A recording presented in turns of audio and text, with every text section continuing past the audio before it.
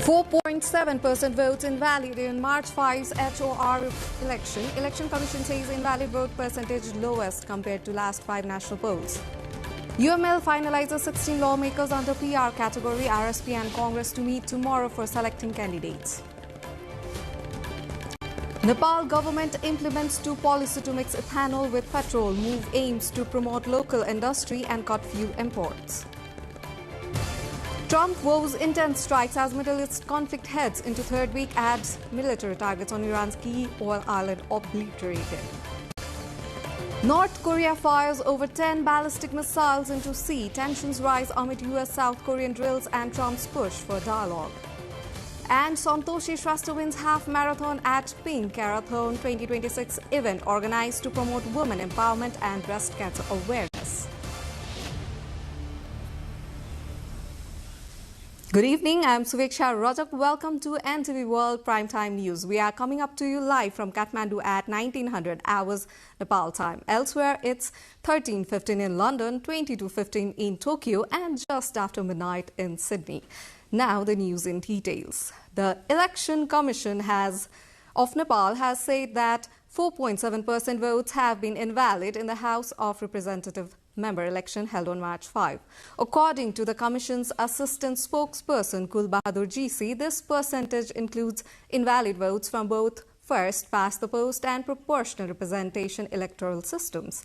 The percentage of invalid votes in the House of Representatives member election held in 2022 was 5.06%, while in the HOR election of 2017 it was 5.18%.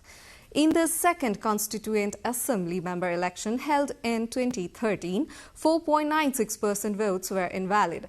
Similarly, in the first Constituent Assembly election in 2008, 5.15% votes were invalid.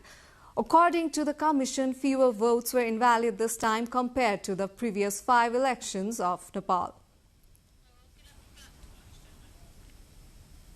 The CPN-UML has finalized the names of 16 lawmakers to be recommended under the proportional representation PR system.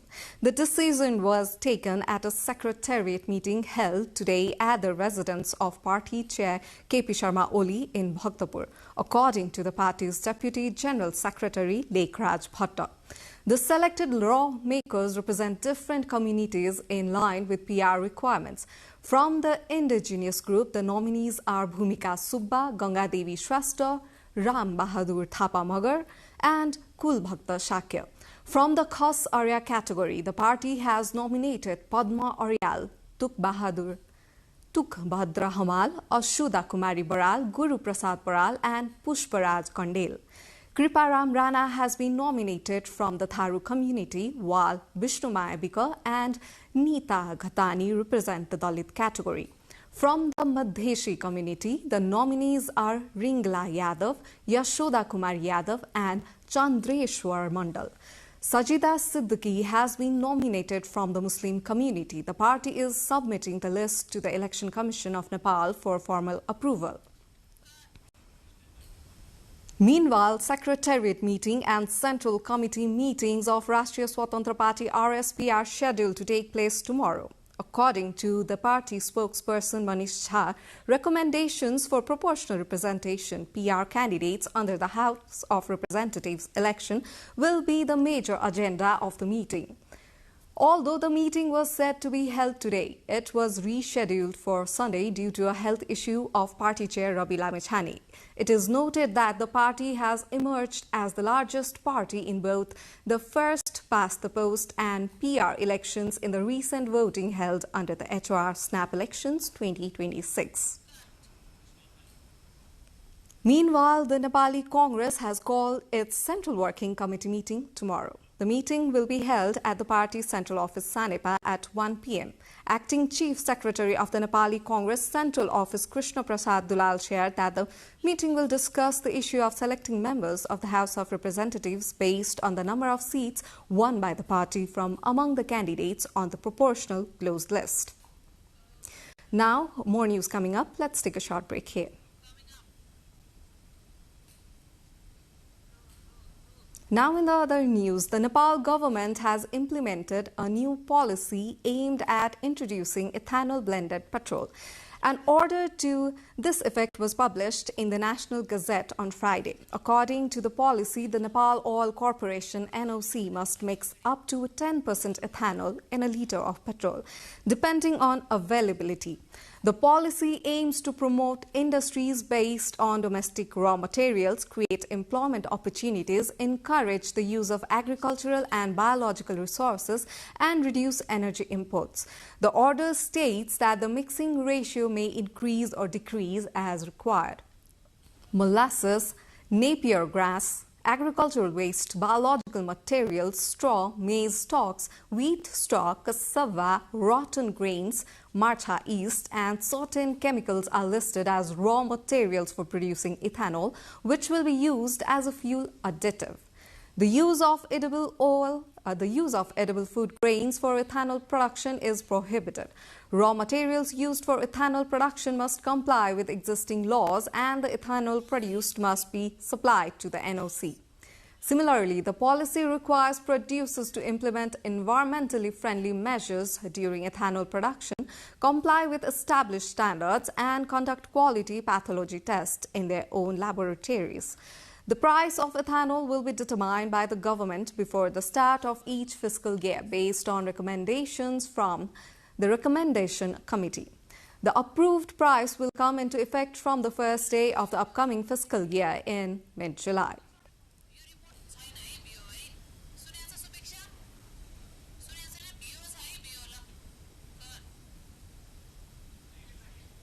Nepal's pharmaceutical industry is expanding rapidly, now producing nearly half of the medicines used in the country. Yet despite the progress, Nepal still imports drugs worth around 40 billion rupees every year, especially for high-end treatments. Local manufacturers say the cost of producing advanced medicines remains high, as most active pharmaceutical ingredients are imported. Domestic companies already supply antibiotics, painkillers, vitamins and drugs for diabetes and blood pressure, and have begun producing medicines for cancer and chronic diseases, a step toward self-reliance. The Nepal Pharmaceutical Manufacturers Association says 84 active firms aim to raise market share from 50 to 80% within 3 years. But experts warn stricter patent rules could pose challenges once WTO waivers expire. These issues were in focus at the 10th Nepal Pharma Expo in Kathmandu, where 205 stalls showcased innovation under the theme Health for Tomorrow.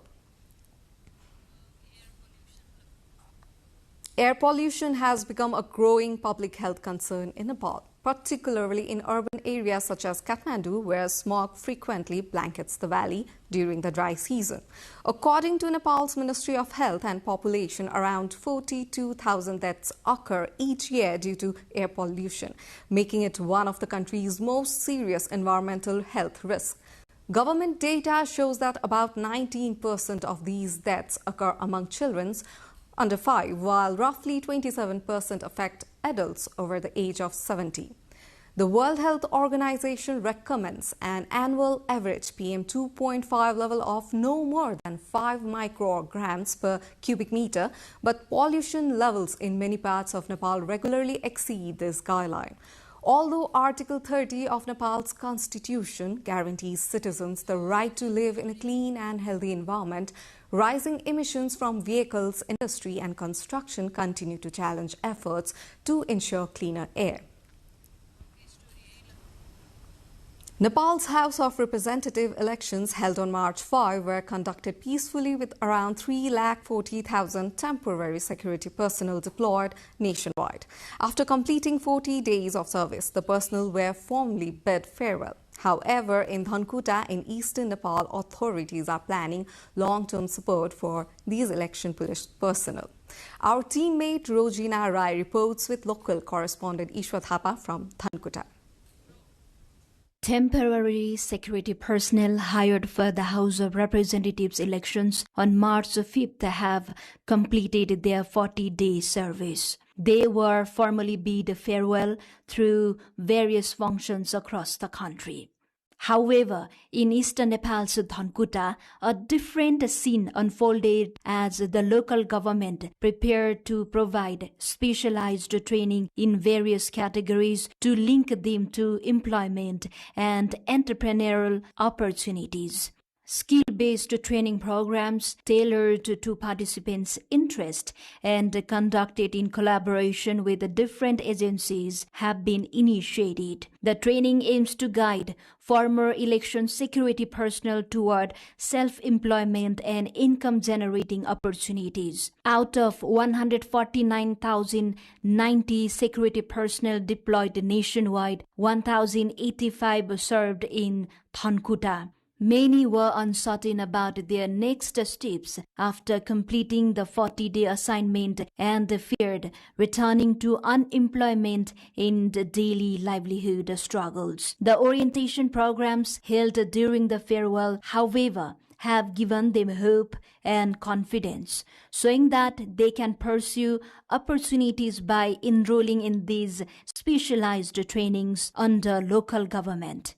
Experts and officials from several institutions under provincial and local government, including the CTVT Agriculture Knowledge Center, National Commercial Agriculture Research Center, Division Forest Office, and the Cottage and Small Industries Office, shared information about opportunities in their respective sectors. Chief District Officer of Dhankuta, Vinod Kumar Khatka, stated that the program was organized with the objective of supporting better future for those who contributed to the election process. In coordination with banks and financial institutions, participants were also informed about the concessional loans for their startups. The program is expected to encourage them to engage in agriculture, livestock farming, forest-based production, and small industries. While election security personnel in many areas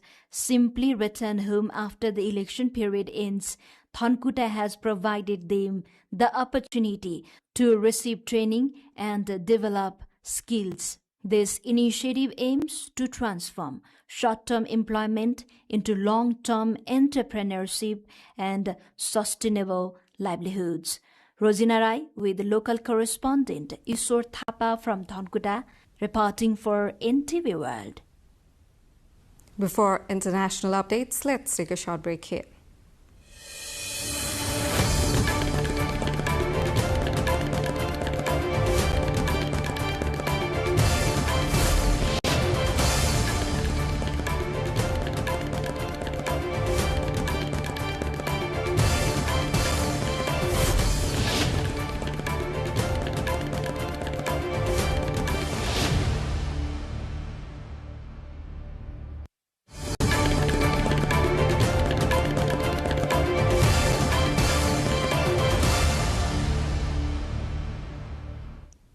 Welcome back. You are watching NTV World Primetime News, and it's time for international updates. U.S. President Donald Trump, in an interview with Fox News Radio, has said American forces would strike Iranian targets very hard in the days coming up, signaling an intensification of the U.S.-Israeli campaign as the war in the Middle East approaches this third week. Trump also has said military targets on Iran's key oil island Karg have been totally obliterated. So they are able to basically shut off the Strait of Hormuz. The word is that you're about ready to escort these oil tankers through. Is that true? Well, we would do it if we needed to, but you know, hopefully things are going to go very well. We're going to see what happens. A lot's going to be. We've already damaged them so badly, it would take years for them to ever rebuild. And we're going to be hitting them very hard over the next week. Meanwhile, Israeli Defense Minister Israel Katz said the war with Iran is entering a decisive phase as tension escalates in the regional conflict. He praised Donald Trump and Benjamin Netanyahu for the U.S. military strike on an Iranian oil island, calling it a heavy blow to Tehran. המאבק העולמי והאזורי מול איראן, אותו מובילים נשיא ארצות הברית דונלד טראמפ וראש ממשלת ישראל בנימין נתניהו, עולה מדרגה ונכנס לישורת ההכרעה שתימשך ככל שידרש. אני מברך את הנשיא טראמפ על המכה הקשה שהנחית הלילה צבא ארצות הברית על אי הנפט האיראני. On the other side, Hezbollah chief Naim Qassem said the group is prepared for a long confrontation with Israel amid escalating tensions. He said Hezbollah is ready for battle and warned that Israel could face unexpected developments in the battlefield. لقد أعددنا أنفسنا لمواجهة طويلة وإن شاء الله سيفاجؤون في الميدان. تهديدات العدو لا تخيفنا. A drone struck the embassy of the United States, Baghdad, on Saturday with smoke seen rising from the diplomatic compound.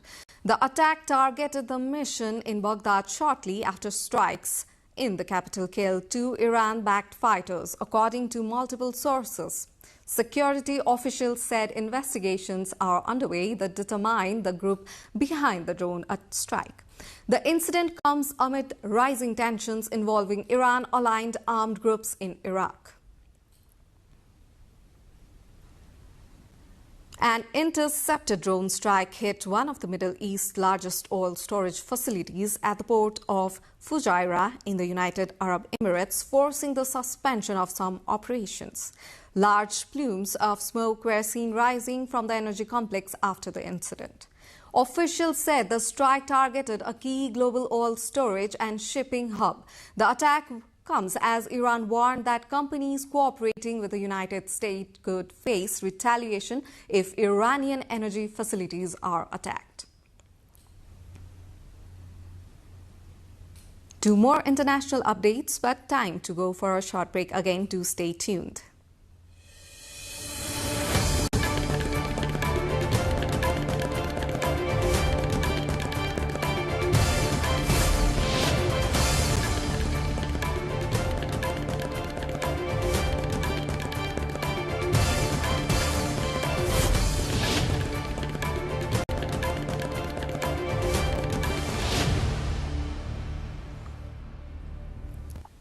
Welcome back. You're watching NTV World Primetime News. Now, North Korea fired more than 10 ballistic missiles into the sea today, South Korea's military said, as the U.S. and South Korean forces conducted military drills and U.S. President Donald Trump renewed overtures toward Pyongyang for dialogue.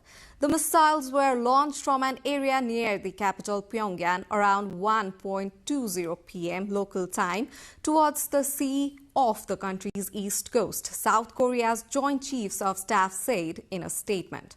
North Korea has test-launched a wide range of ballistic and cruise missiles for more than 2 decades in a push to develop the means to deliver nuclear weapons, which is believed to have successfully built. The latest launch comes as South Korea and Washington launched the annual major drills in South Korea this week, which they say are purely defensive, aimed at testing readiness against military threats from North Korea. India has taken another step in advancing its space launch capability after ISRO successfully carried out a sea-level hot test of the CE-20 cryogenic engine in Tamil Nadu. Union Minister Jitendra Singh congratulated the Indian Space Research Organization following the successful sea-level of hot test of the CE-20 cryogenic engine at 22-ton thrust.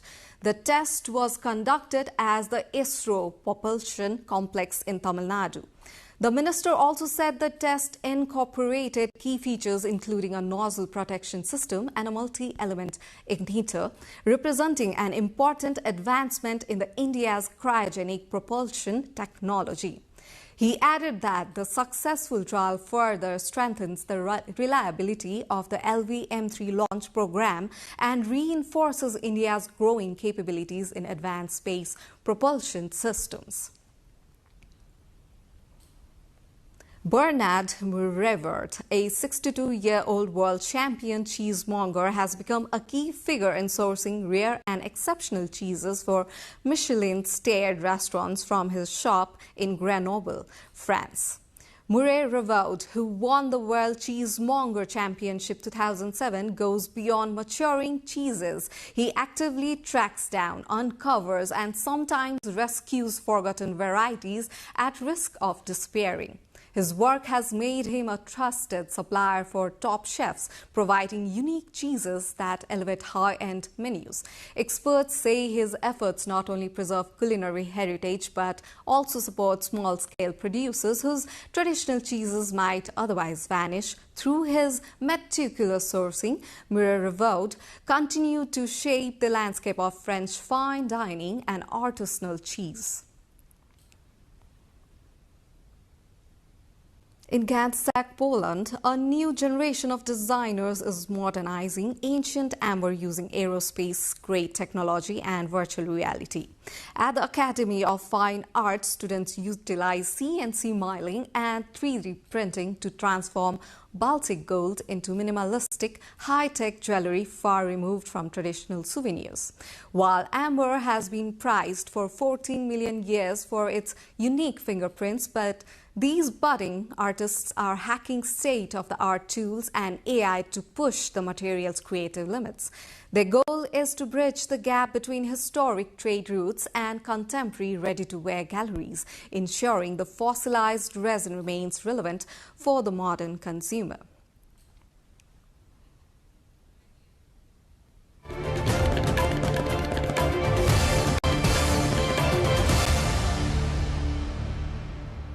Now to latest from sports.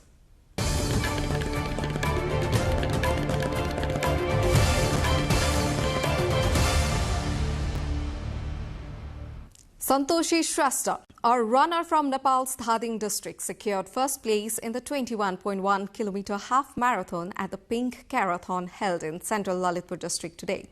Similarly, Rajya Lakshmi Rawal of the Nepali Army finished second, while Saraswati Bhattrai, also from the Nepali Army, came third under the half-marathon category.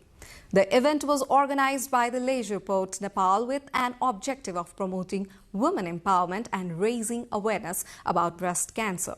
The program began early in the morning with a Zumba session at 6 a.m., followed by a series of races covering different distances. It featured a 21.1-kilometer half marathon, a 10-kilometer race, and 5-kilometer and 3-kilometer fun runs to encourage wider public participation.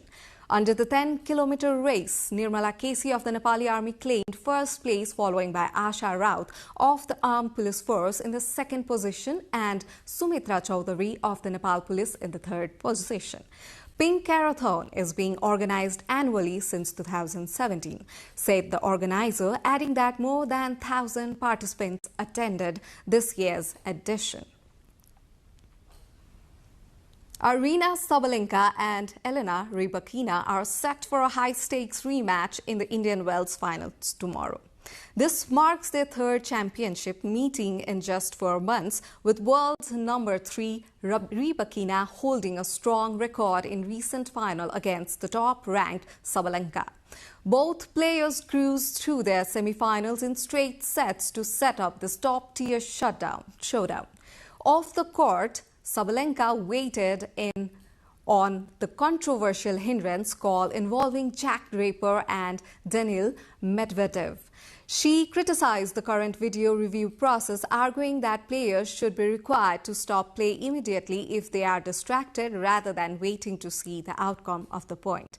Sabalenka heads into Sunday's final aiming for her first Indian Wells title after several previous runner-up finishes.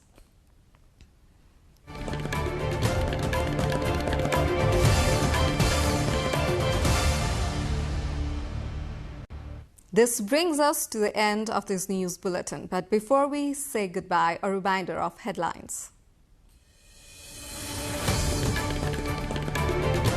4.7% votes invalid in March 5's HOR election. Election Commission says invalid vote percentage lowest compared to last 5 national polls. UML finalizes 16 lawmakers under PR category. RSP and Congress to meet tomorrow for selecting candidates.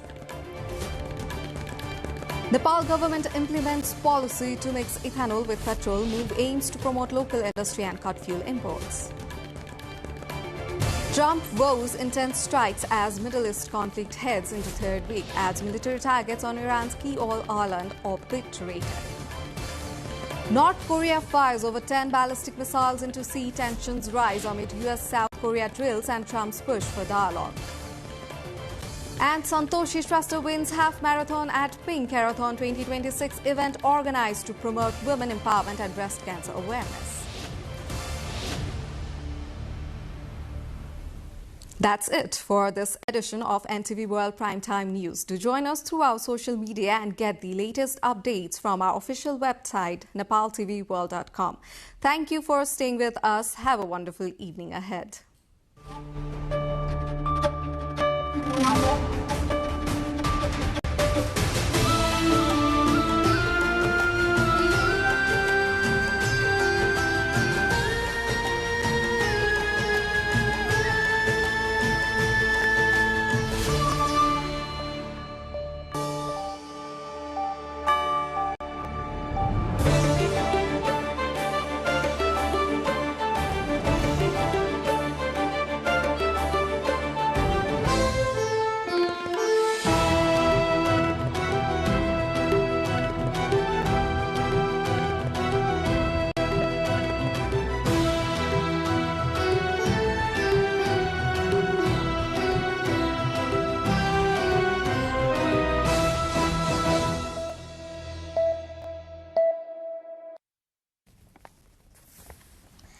Welcome to the studios of NTV World in Kathmandu. Public Service Broadcasting PSB Nepal's new initiative to make Nepal more visible and audible to the global audience.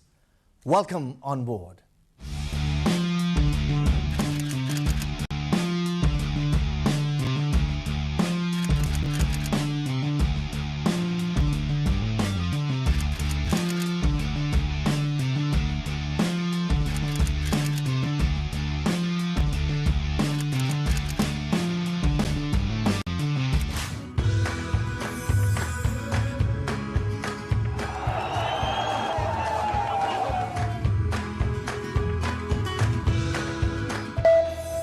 This is NTV World, facts that speak, insights that matter. Telling the stories of a changing planet. NTV World, Nepal's perspective to the world. Exploring the heartbeat of Nepali creativity. This is NTV World. The power of story shaped by technology. NTV World. Unearthing Nepal's hidden heritage. Discovering the timeless Nepal. Telling stories that endure across centuries. Where culture breathes, stories bloom. When the world moves, we make a sense of it.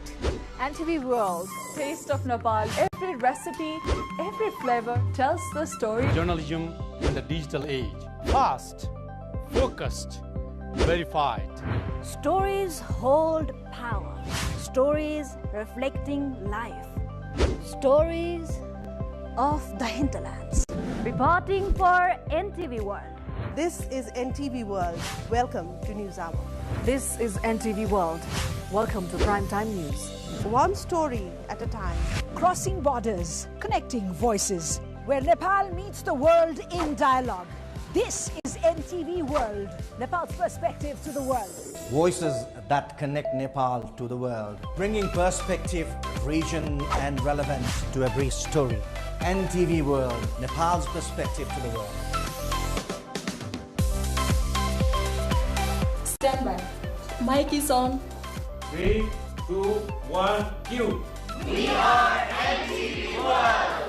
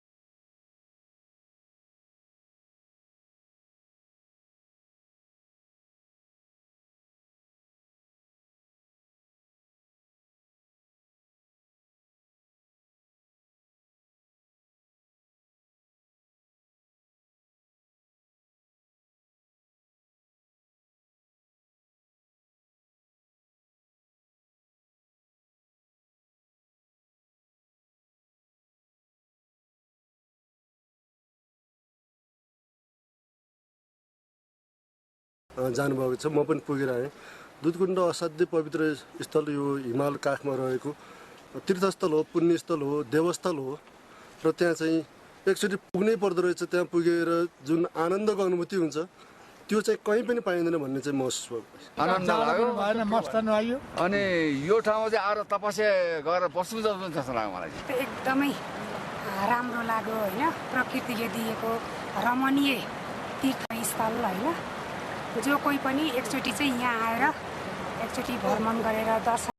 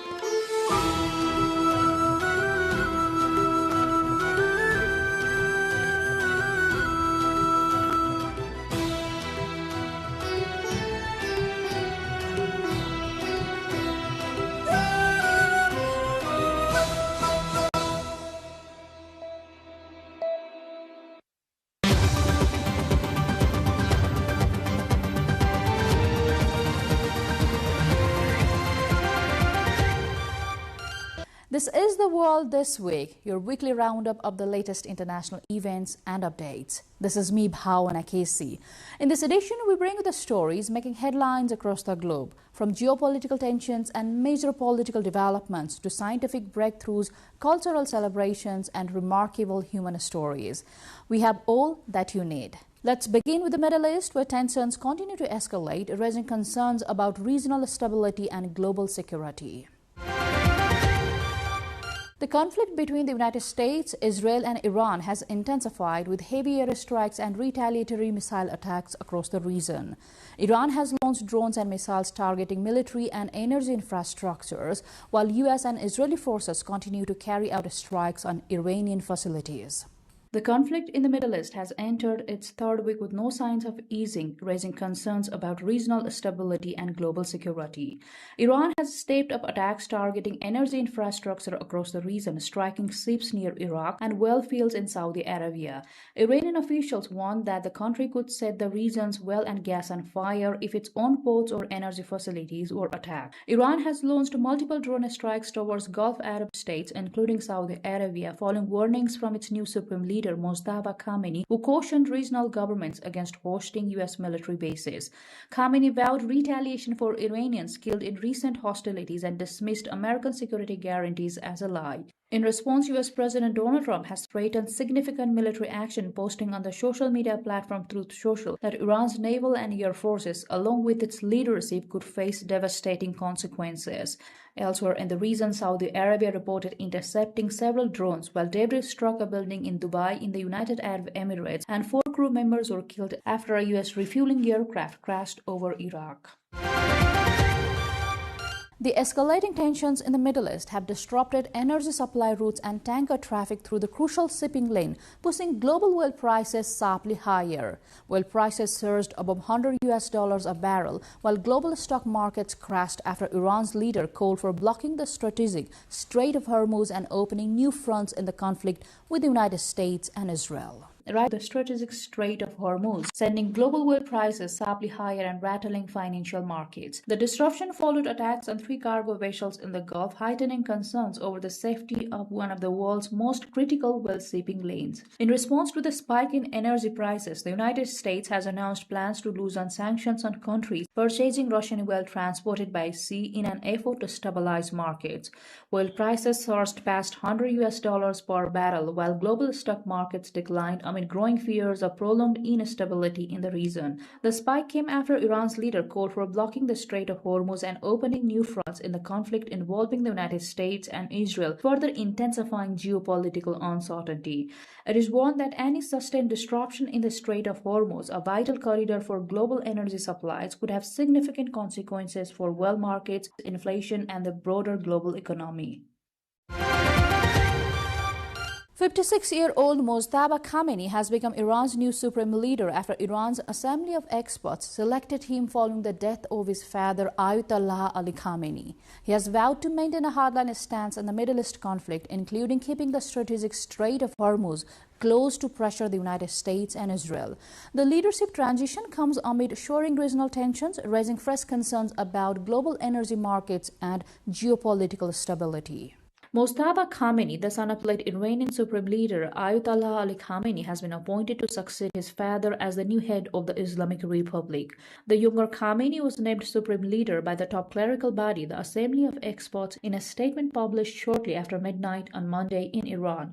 Other contenders for the top position had included Ali Reza Arafi, one of 3 members of the interim council running the country, hardliner Mohsen Araki, and even Hassan Khomeini, the grandson of the founder of the Islamic Republic in 1979. But ultimately, the assembly settled on 56-year-old Mojtaba Khamenei, born on 8th September 1969 in the holy city of Mashhad in eastern Iran. Mojtaba Khamenei is one of 6 children of the late supreme leader.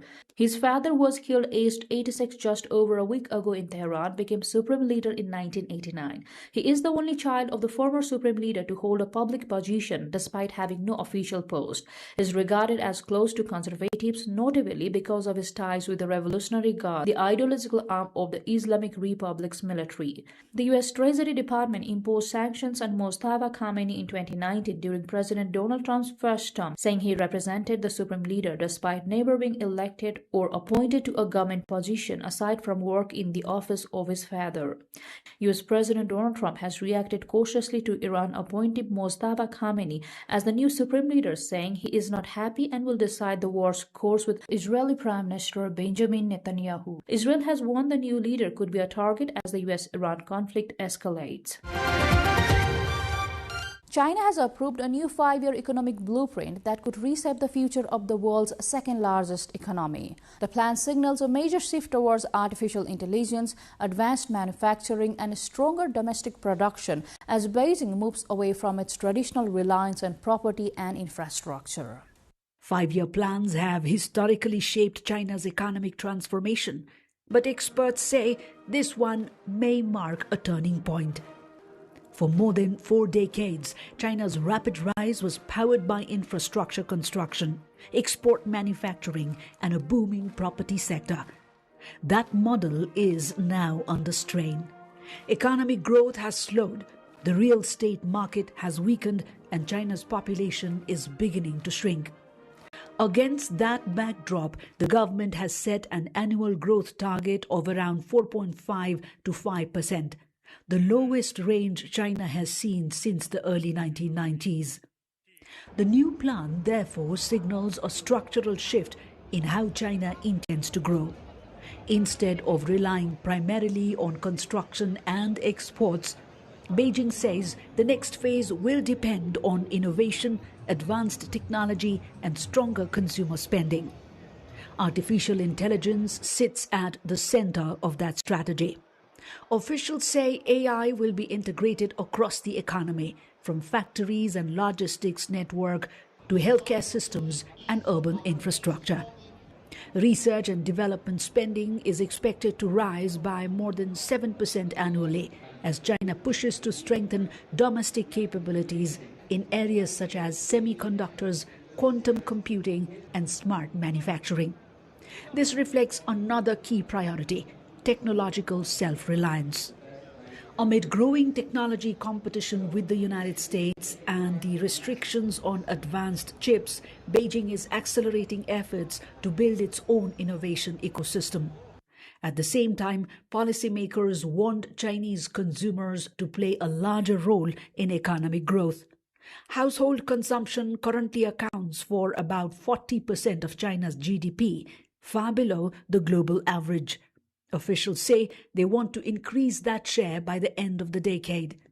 To do that, the government plans policies aimed at raising incomes and reducing the financial pressures that make families reluctant to spend. Those include expanding elderly care services, supporting families raising children, and narrowing the income gap between urban and rural residents. Chinese leaders describe this approach as investing in people, the idea that households are more likely to spend when they feel secure about jobs, healthcare, and retirement. But the transition will not be easy. China's property sector, once responsible for roughly a quarter of economic activity when related industries are included, has been in a prolonged downturn since 2021. Falling home prices have eroded household wealth and confidence. Demographic pressures are also intensifying, with declining birth rates and a shrinking workforce posing long-term challenges. Even so, Beijing says the plan will reinforce China's role in the global economy. The strategy includes expanding renewable energy, accelerating the shift towards a low-carbon economy, and continuing to open parts of China's market to foreign investment. For the rest of the world, the stakes are significant. China is the largest trading partner for more than 120 countries, a major manufacturing hub and a key player in global climate policy. A stronger push into advanced technologies could reshape global industrial competition. Meanwhile, if China succeeds in turning its vast population into a more powerful consumer market, it could create new opportunities for companies and exporters worldwide. But if the transition proves difficult, particularly if weak consumer confidence persists, the effects could ripple through global supply chains and commodity markets. In that sense, the success or failure of China's latest 5-year plan will not just shape the country's economic future, it could also influence the trajectory of the global economy in the decade ahead. Shivani Thapabosnath, NTV World.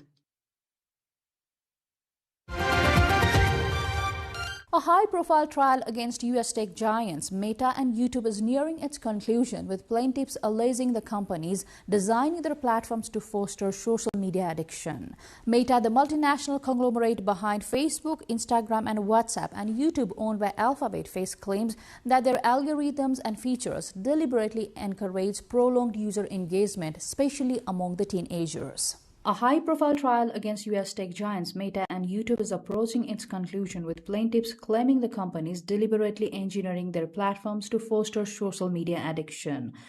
Meta, the parent company of Facebook, Instagram, and WhatsApp, and YouTube owned by Alphabet, are accused of using algorithm and features designed to keep users, especially the teenagers, engaged for extended periods. The case, closely watched by policymakers and public health experts, could set a precedent for how social media companies are held accountable for the mental health impact of their platforms. Plaintiffs allege the companies were aware of the harm their designs could cause but prioritized profit over user safety. Executives from both the companies have denied the allegations, arguing that their platforms provide tools for safe use and that users and parents also bear a responsibility. It is said the trial's outcome could influence future regulations on social media design and age appropriate safety measures worldwide. NASA says it's on track to launch its Artemis 2 mission in early April, which will see astronauts fly around the moon for the first time in more than 50 years. The rocket had been set to blast off in March, but after a helium leak was discovered, it was returned to the Vehicle Assembly Building in Florida for repairs. This launch had been delayed after a helium leak forced the Space Launch System rocket to return to the Vehicle Assembly Building in Cape Canaveral for repairs. NASA officials say the issue has been resolved and the rocket is scheduled to roll back to its launch pad. We are on track for a launch as early as April 1st, and we are working toward that date. I'll say the launch time on the April 1st is at 6:24 p.m. I also wanted to note, I'm sure many... It has already been delayed by 2 years after problems were found with the heat shield on the first Artemis mission, which saw the Space Launch System and Orion capsule fly to the moon without any people on board. It will also be the first human flight on NASA's Mega Moon rocket. NASA official Lori Glaze further acknowledged that Artemis 2 is a test flight and carries inherent risk, but says the team and hardware are fully prepared for the mission. Within those 6 days between the 1st and the 6th, we can't always turn around every day for an attempt. We would anticipate on the order of about 4 opportunities within that 6-day period. Again, while I am comfortable and the agency is comfortable with targeting April 1st as our first opportunity, just keep in mind we still have work to go. There are still things that need to be done within the VAB and out at the pad. And as always, we'll always be guided by what the hardware is telling us, and we will launch when we're ready.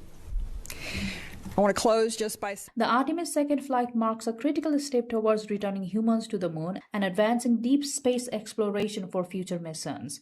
It is launched, the mission will skip a wet dress rehearsal, the final pre-launch fueling test, to stay on schedule. Chiang Mai Zoo celebrated Thai National Elephant Day with a traditional Khan Toke feast and a colorful parade to promote the conservation of Thailand's national animal. The event highlights the cultural, historical and ecological importance of elephants while offering educational activities and interactive exhibits for visitors.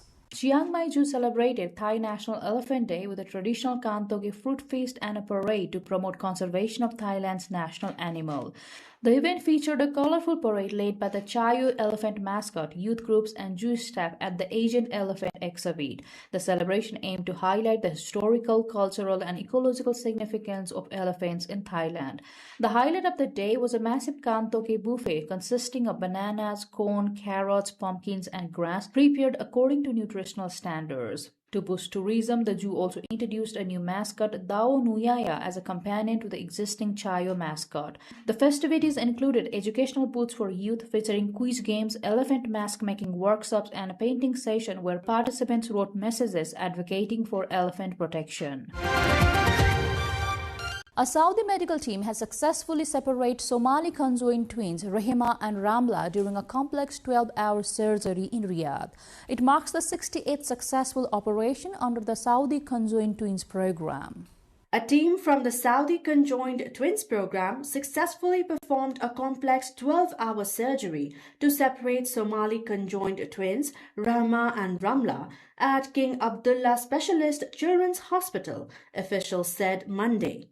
The procedure, conducted in 8 stages, involved 36 consultants, specialists, and technicians from anesthesiology, pediatric surgery, urology, orthopedic surgery, and plastic surgery, along with nursing and technical staff. Dr. Abdullah bin Abdul Aziz Al Rabia, Supervisor General of the King Salman Humanitarian Aid and Relief Center and head of the surgical team, described the operation as the 68th successful procedure under the Saudi Conjoined Twins program. Since its establishment, the program has treated 156 sets of conjoined twins from 28 countries, highlighting Saudi Arabia's role in international medical humanitarian work. Officials emphasize that the surgery demonstrates the kingdom's humanitarian and medical leadership at both regional and global levels. The medical team's dedication was hailed as a significant achievement for Saudi Arabia's healthcare sector. The twins' parents expressed gratitude to the Saudi leadership for the specialized care and hospitality extended during the daughter's treatment and wished continued security and prosperity for the kingdom. Rahma and Ramla are reported to be recovering steadily following the operation. In the rainforest of the Philippines, entomologist Christian Lucanas spends his nights searching for cockroaches by headlamp, studying the often misunderstood insects and highlighting their vital role in maintaining healthy forest ecosystems.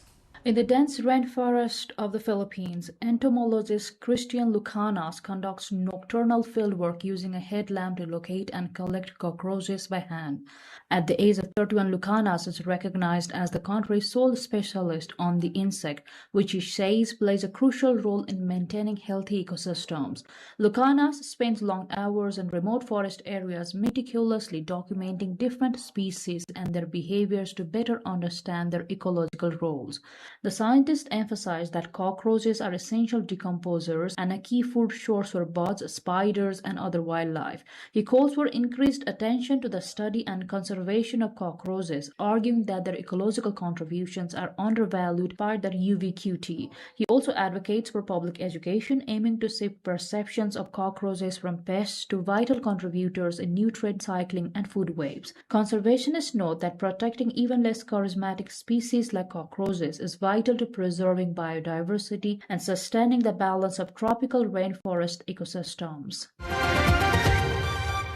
In the historic city of Gaziantep, Turkish craftsman Mustafa Demir has turned his passion for forging traditional swords into a successful business, crafting handmade blades using centuries-old Ottoman techniques that now attract collectors and movie producers from around the world. A man in Turkey's Gaziantep has transformed his hobby of making swords into a thriving profession, drawing attention from collectors and media producers around the world. Mustafa Demir began crafting swords as a pastime after being inspired by historical television series. Over time, the hobby evolved into a full-time profession, with Demir employing traditional Ottoman-era techniques, including the use of acid etching to create each piece. Producing a single sword takes an average of 4 days, reflecting the meticulous craftsmanship involved. The swords are custom-designed, combining historical accuracy with artistic detail, which has made them highly sought after internationally. Collectors, as well as television and movie producers, regularly seek out Demir's work. Its swords are particularly popular in Europe and the Middle East, where demand continues to grow. The Ho Chi Minh City Ao Dai Festival in Vietnam brought a vibrant display of Ao Dai to runway as designers unveiled hundreds of traditional and modern creations celebrating Vietnam's rich silk heritage and cultural identity during the 2026 celebration themed Golden Silk Threads. Vietnam hosted the Ho Chi Minh City Ao Dai Festival, showcasing hundreds of traditional Ao Dai, the national dress of Vietnam, in a vibrant celebration of the country's cultural heritage. This year's event was inspired by the theme Golden Silk Threads, with designers showcasing creations that celebrate Vietnam's silk heritage while reflecting the landscapes, traditions, and cultural identity of the country's 3 regions. The presentation was structured into 3 chapters: the thread of time, the flow of heritage, the thread of connection, the city of light, and weaving aspirations. Organizers said the program highlights not only Vietnam's cultural heritage, but also the spirit of friendship and cultural exchange between Vietnam and other countries. The annual festival is one of the city's major cultural events, aimed at promoting the Ao Dai as a symbol of Vietnamese identity, while supporting tourism and the country's fashion and textile industries. Well, this brings us to the end of this episode of The World This Week. We hope you enjoyed as much as we did bringing it to you. We shall see you again next week with a new episode. Also, do follow us on our website www.nepaltelevision.com, our social media handles as well as our YouTube channel. Till then, take care and bye-bye.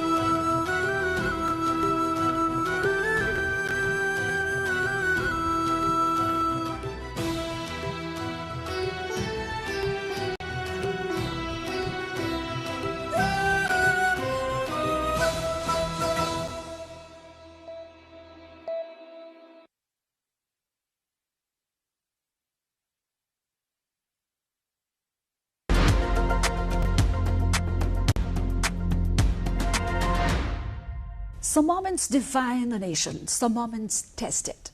Tonight in Geopod, we discuss those very moments. I'm Swyambhunath Bosnet. For democracies, transitions are milestones. For states, they are moments of risk. Authority fragments, uncertainty expands, and hesitation carries a cost. Nepal is in one such moment. in a world less tolerant of ambiguity, especially for small states.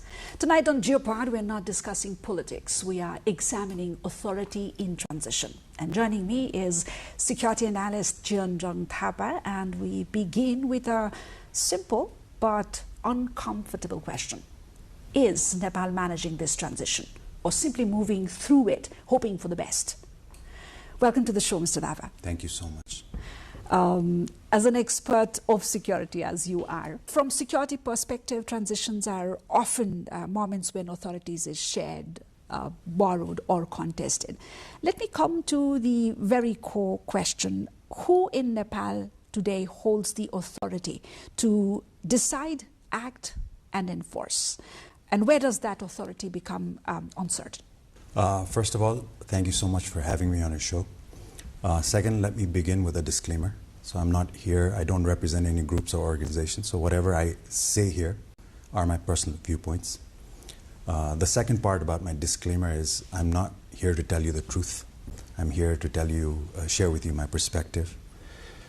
Because as you know, truth has various gradients. Your truth, my truth, the absolute truth, the temporary truth, right? And multiple truths. Multiple truths. And so I'll just share with you some of my perspectives based on my education, my experience. So in terms of transition, the transitional authority, I think we need to first examine where authority is derived, at least from a state-centric perspective. There's a constitutional element to it.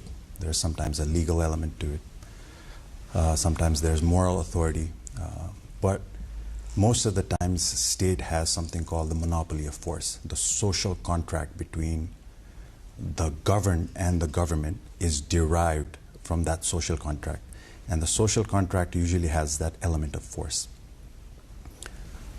At the moment, I think the way we need to look at it, whatever happened, the Zenzi revolt and the subsequent government that was formed, I think you were trying to ask me about that. So if you examine that process, the way I think we should look at it is internally, I think the government has been accepted. Internationally, it's been recognized. But constitutionally, it's not recognized. So that's the state of authority of the government at this point. The monopoly of violence or force, I think, still rests with the army and the security forces because they're still existent, they're still functional. But there's this very ambiguous nature in terms of who authorizes the monopoly of violence. The best way to describe that is the position or the portfolio of the chief district officer, right? Because we have debated, discussed about the Zenzi revolt, and we've always questioned who actually authorized the police to fire upon the protesters. And the accusation or the allegation has been leveled against the CDO. So there is this ambiguity and that level of question mark, especially in terms of where does the CDO come in and whether the CDO is actually recognized by our constitution or not. So there are these blurry lines, but there are also these distinct features such as the internal acceptance and the international recognition. How much ambiguity itself is a risk to vulnerability to a state, Mr. Thapa? It is because it's based on acceptance. The way the state functions is whoever governs has to have a majority acceptance rate. The majority has to accept whoever governs. So that social contract is derived from the acceptance by the governed. At this point, it is very difficult to tell because we cannot calibrate what is the level of acceptance at this point. There was a revolt. There was apparently an online selection process. We don't know how it was done.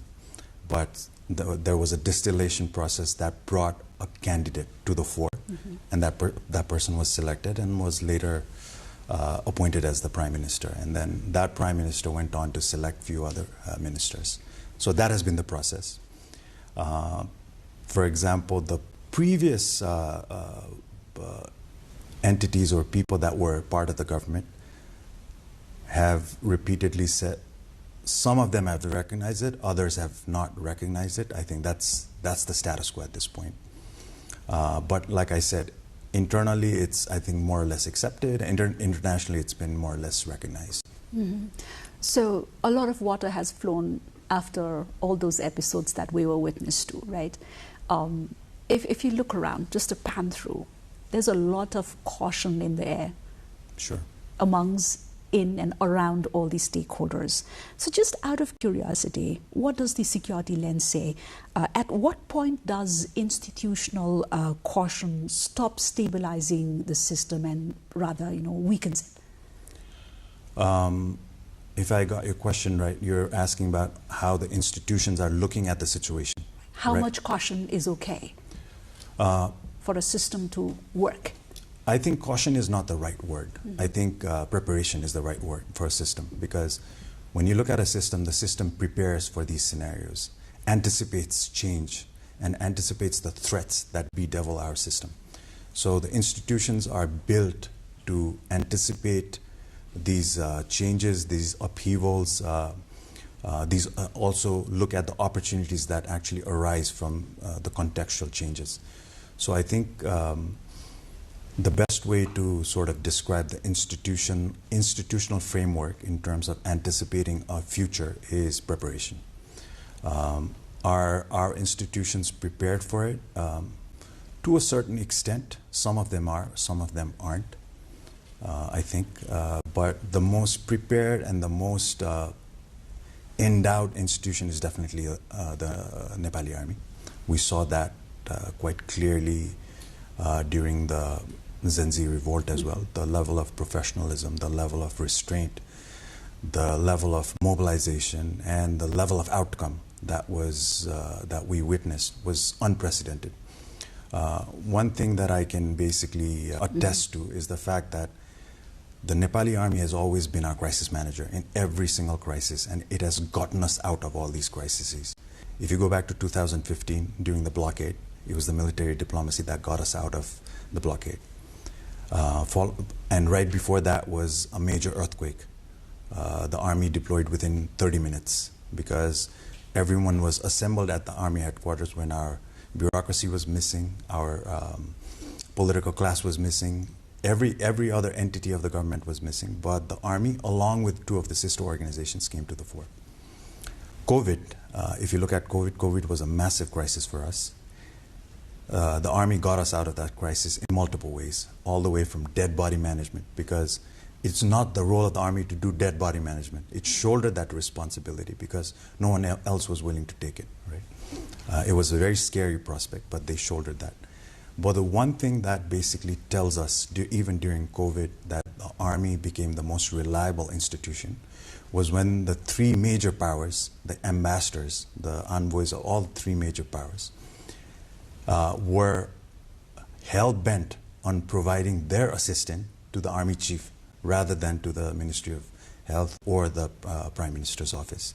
The Chinese, the Americans, and the Indians would not give the COVID assistance to anybody within the government, but only to the army chief, because they said, if we don't give it to the army, this assistance is going to go to waste. Then fast forward to the Zenzi revolt. The level of professionalism that they demonstrated during that episode is something that the world is studying today. Not a single bullet was fired during that whole episode. Not one looting, not one excessive use of force. But they got us out of it within like 48 hours after all that took place. So I think Army as an institution, I think I've always maintained that they're prepared better than the others. But also they also have a lot of gaps, I think, in terms of, especially in terms of the capability gaps. The Army, I don't think, has been provided vehicles for the last 7 years. Our air assets were quite lacking in that front. So, but overall, I think it's the preparation. The kind of picture that you portray right now, not everybody shares the same view, right? Sure. So if you could shed more light on this, where exactly or when exactly a line is drawn as to when to act? Because in situations like this, there is always this big dilemma for any state or for any institutions as to when to act. Sometimes earlier action causes consequences. Sure. Sometimes a delayed one causes consequences. So what is there anything in black and white that draws that line as to when that action should begin? It's about decision making, right? This whole process is about when do you make the decisions and what do you make, what brings you to that decision point, I think is the main question. So when the state or the institutions act, they act on certain premises. For example, assumptions. They're based on assumptions. And they're also based on options, right? So the way the decision making is made, at least at the government level, is you have certain assumptions, you have certain options, and there are consequences to all of those options or those assumptions. So whoever decides, ultimately decides based on these three variables. The other part about decision making is we as humans, we make decisions almost on a daily basis. For example, my decision to come here to give an interview is based on a certain assumption and based on a certain consequence. But those that are part of the greater strategic decision-making circle, they need to have that level of training, that education, that experience, so that they are able to decide on our behalf at those critical moments. And the decision-making is always, I think, based on it's on accountability as well. You have to be accountable to the people, and it has to be proportionate, right? And also cost-effective. So every decision has a cost associated with it. You cannot make a decision that will cost too much to the state, to our treasury, not just in terms of the money, but also in terms of the outcomes. So there isn't actually like a finite way of decision making. It's just based on these three variables, which change because the assumptions can change, the consequences can change, and the options can change. So it's really depends on all of these factors combined. I think the cumulative result of all of this. Who ultimately decides when restraints give way to intervention? Is it political leadership or is it the security command? What does a standard practice or our national policy premise say? So usually there's something called a national security culture. Every state should have one. We unfortunately don't have one. There's something called a National Security Council, which is right across from the studio. But it has remained dormant for ever since, meaning we don't have that national security culture. We did appoint a national security advisor some months ago, but then he resigned, and that's the end of it.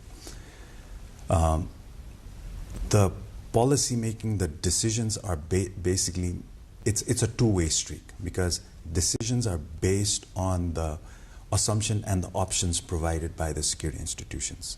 For example, the Prime Minister is not going to be aware of everything that happens in the country, so he has to be fed by the system, and the system is the institutions that actually gather that and analyze it and then present it to them.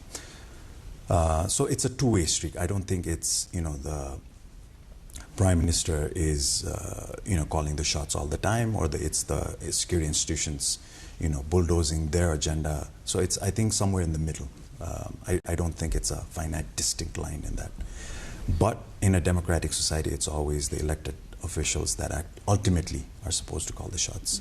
Based on apparatus together, right? Yes. That's exactly what you meant. Now, from the security doctrine perspective, was this restraint again a deliberate strategic choice?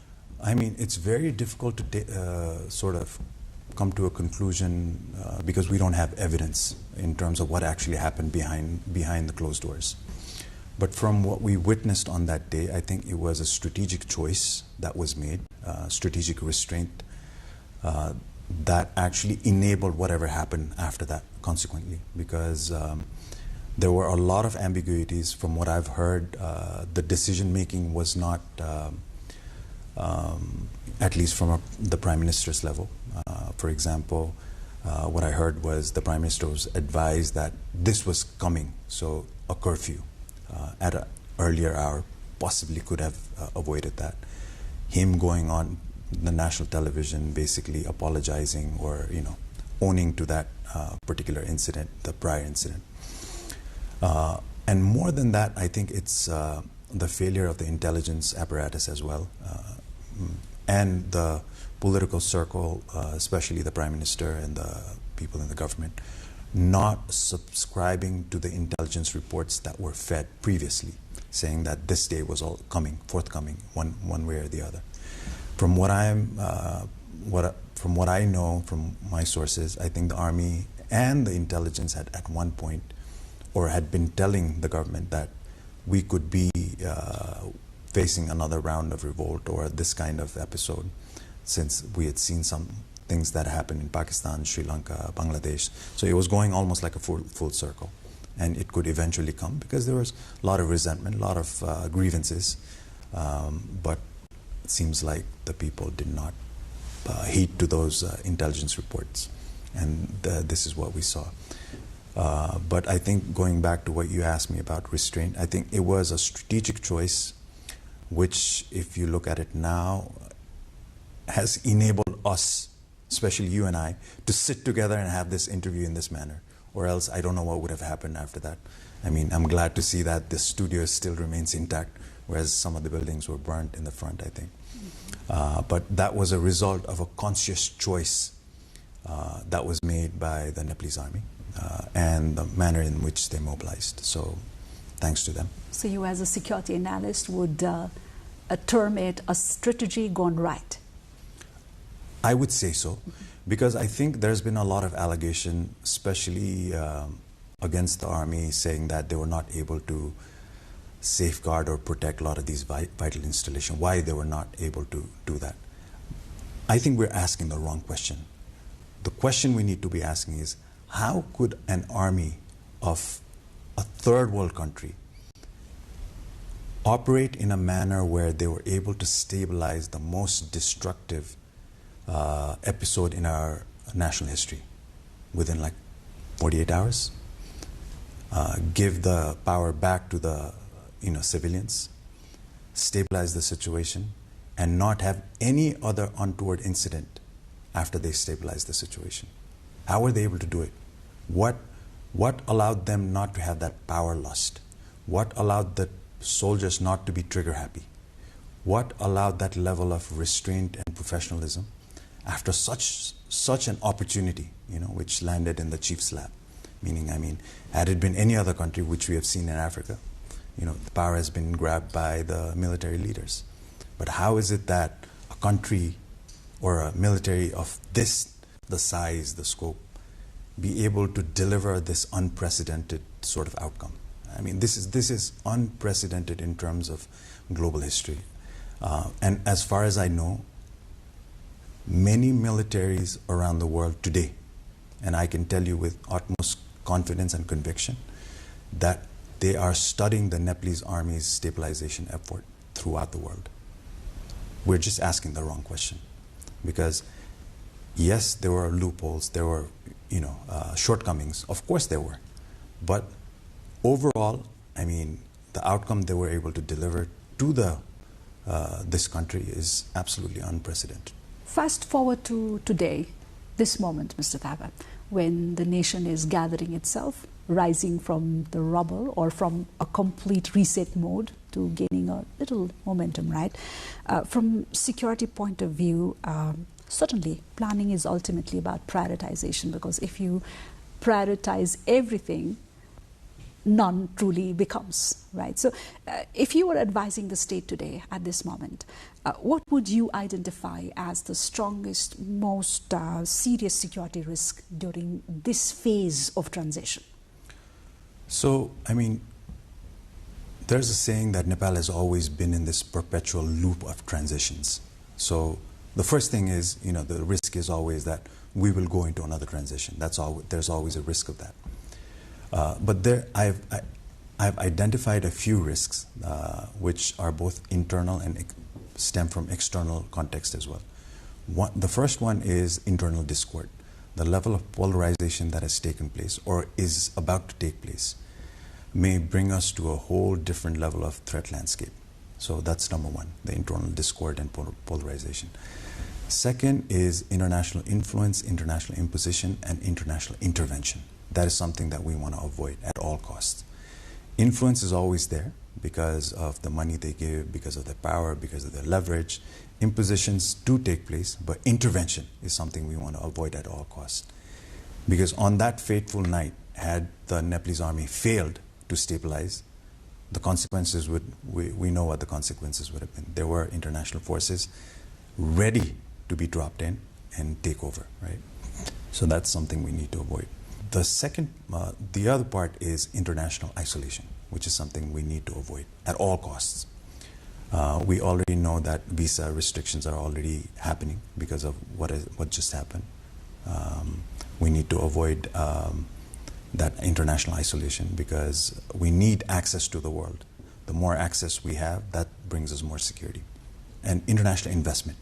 We don't want international investors to, divest from our economy. We want more people to come in, invest freely, and we want more international investment to come in. There's also this thing I'm sure you've heard about, FATF. We're already on that gray list. We need to avoid getting on that blacklist because we're in this transition phase. Everything is, sort of not steady. So hope the government focuses on that because if we get on the blacklist, then we're going to have a lot of difficulties. During transition, when the authority has eroded, there's always this element of criminality that comes in. So we want to avoid being a safe haven for criminals, terrorist groups, or any other nefarious groups that may be inimical to our national interest or the national interest of our neighbors. How do you see this? Are the quieter structural risks being overlooked because visible unrest commands attention? At this point, we do have a very combustible external environment. We also have a very combustible internal environment as well because the society is polarized in multiple fault lines. So we have, we have religious fault lines, we have regional fault lines, we have political fault lines. So the number of fault lines that afflict this particular nation and at this particular point are quite a few. And it comes also at a time when our public security system is at the weakest. Let's not forget the day when all our police personnel were, driven out of the police stations, chased out. Their guns were looted. Still probably 500 still out in the streets. The inmates escaped. Almost 14,000 of them escaped. We still have to bring back almost 5,000. So that's the context that we're currently operating. So that brings about a massive challenge that we have not sort of endured ever in our national history. And it's even worse than the time when the Maoists were there because on a single day, the level of displacement of the national police and the APF to a certain extent was massive. But there's also a good side to that story is in Bangladesh, a similar thing happened. But in Bangladesh, the police did not show up for almost a year. And the number of policemen that were killed after the uprising, they're estimating in thousands, right? So that public security system completely collapsed. Whereas in our case, the police, one of the most iconic pictures was this traffic policeman who came for his duty in his civis, right, in his civilian attire, because his uniform had been stolen or robbed, and he's doing his duty in flip-flops. That's the situation. Our police is back on track, but we also have a lot of shortcomings. The Nepal police is, I think, has a huge capability gap because for the police, it's about response. So when you ask the police to come, they have to respond, and for them to respond, they have to go to the place where the incident took place. And most of the vehicles have all been torched. The bikes have been torched. So now they have a huge capability gap in terms of response. And that's something we have not ever been able to fulfill very quickly. Even if you look at, from a public security point of view, the biggest risk is a traffic accident. The number of lives that our lost due to traffic accidents are the highest. At this point, most of our traffic policemen are in a very vulnerable stage because there's no traffic outpost for these guys. So they're in the middle of the street. They remain quite unprotected. So that's still, ongoing. But coming back to the police, I think their capability gap needs to be addressed very quickly, especially in terms of vehicles, in terms of other, equipment, gadgets, training, of course. How do you weigh this, the street mobilization versus the institutional paralysis? How is this going to have a toll on the authorities at this point of time? If you look back at our history, we have had these upheavals in the past, but we have not witnessed anything like this before, because we drafted a very inclusive, what we labeled it as a very inclusive constitution. But there are loopholes even in the constitution for scenarios like something like this. And let me explain, give you an example. A prime minister can be changed if the prime minister dies, if he resigns, if he's voted out of office. But there's no scenario where a prime minister is chased out of his office or has to flee in a helicopter by a mob or by a crowd which is unhappy. So and then how do you sort of address that constitutionally? So I think there are these, as Donald Rumsfeld once used to say, we live in a world where there's known knowns, known unknowns, and unknown unknowns, right? So I think we as a nation, we as a state, we need to have better preparation for those known unknowns and the unknown unknowns, because the more prepared you are for these unanticipated events, I think you can address them. So that level of scenario planning, that level of, but it all comes back to the national security culture, developing a national security culture that actually is constantly looking at threats upon our nation, planning and informing our system, saying like, these are the threats that we're anticipating, we're enduring, and allowing people in the government to sort of be abreast about what's actually happening within the country and outside the country as well. We're discussing the nature of the event and the transition, the event that led to this transition, very unprecedented, maybe not calculated at all by the state or any agencies, right?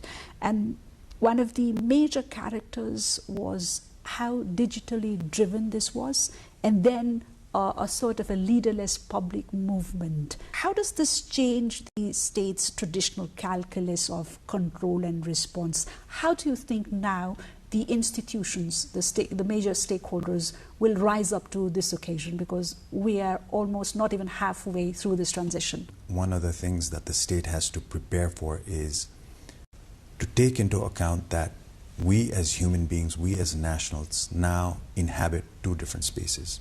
One is the physical space, and the other is the digital space. We have footprints that you can see, but we also have digital footprints that we need to be prepared to sort of track down. So I think that's the context that we'll be operating in.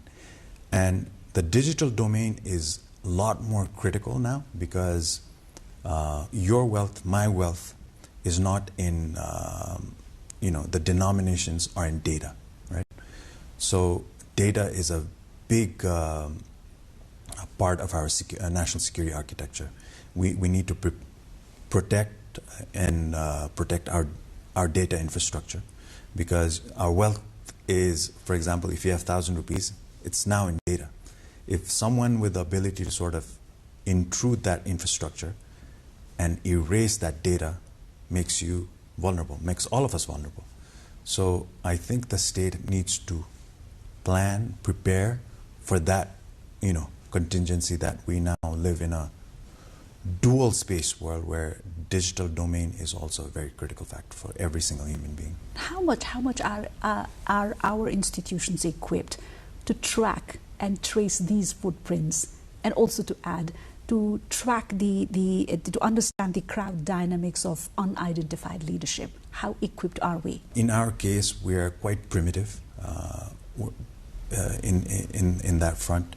Our cyber we've always been sort of lobbying for something called a cyber command, where we look at the cyber-related threats from a very unified point of view, where we bring the army, the police, the APF, the intelligence together, and come up with a very integrated form of cyber threat identification and threat mitigation sort of approach. It's not there. Police has a cyber bureau which looks pretty much at crime when it happens, but it's very it's not preventative. So it's more like a response point of view. If your system is hacked, then you, as someone that has been whose data has been compromised, you'd go to police and report, and then they'll take action. But we don't have it in a manner where it is viewed from a national security perspective, saying like, what are the threats, cyber threats that could affect us? For example, I think yesterday or the day before, we heard that the National Election Commission's website was hacked, right? I mean, we're holding elections next very soon.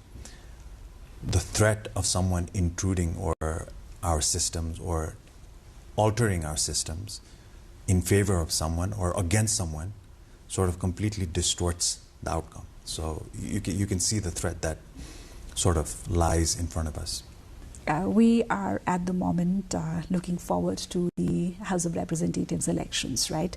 And elections most often are seen as political solutions, and especially at transitional periods like this, certainly it's treated as an exit from uncertainty. But for security planners, they are also pressure points. While becoming an exit, can it also amplify risks?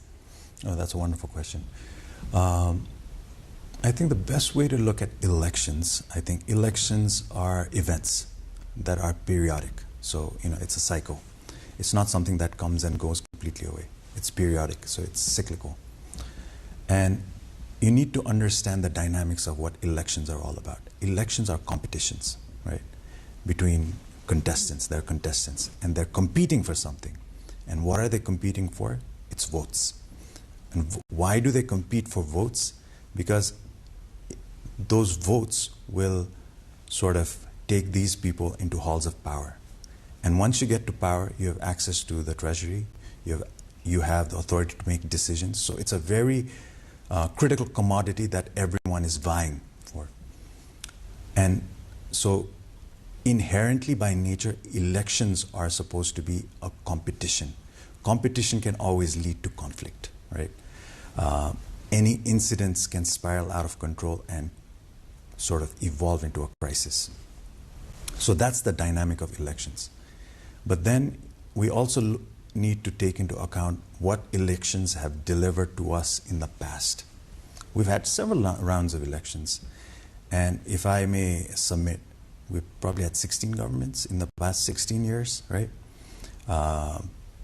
Has that brought about stability? Probably not. So we've gone from one level of instability to another. And in fact, we have almost tried every concoction, political concoction in that spectrum. The right with the left with the center with the right. Every single permutation under the sun has been tried. And even the last permutation with the Nepali Congress and the UML, the two largest parties, which at one point was thought inconceivable, we saw that. And we saw what happened, right? So elections, I don't think will necessarily, what's the best way to put it? Will not necessarily bring about, good outcomes or sustainable outcomes. It can actually amplify risks. And the process of election is also a very risk-laden process, because if you look at it, let me lay out some of the risks. Clashes between contestants, ballot box looting, harassment, extortion, abduction, killings. These are all inherently part of that election cycle that we may witness. So any of these events or incidents can easily spiral into crises and much bigger risks. So the way I look at it, as you rightly pointed out, elections may be leading us to a more legitimate, sustainable way forward, but it can also create that level of risk if any of these incidents sort of flare up into crises. This time it's going to be even more vicious because the level of polarization is extremely high.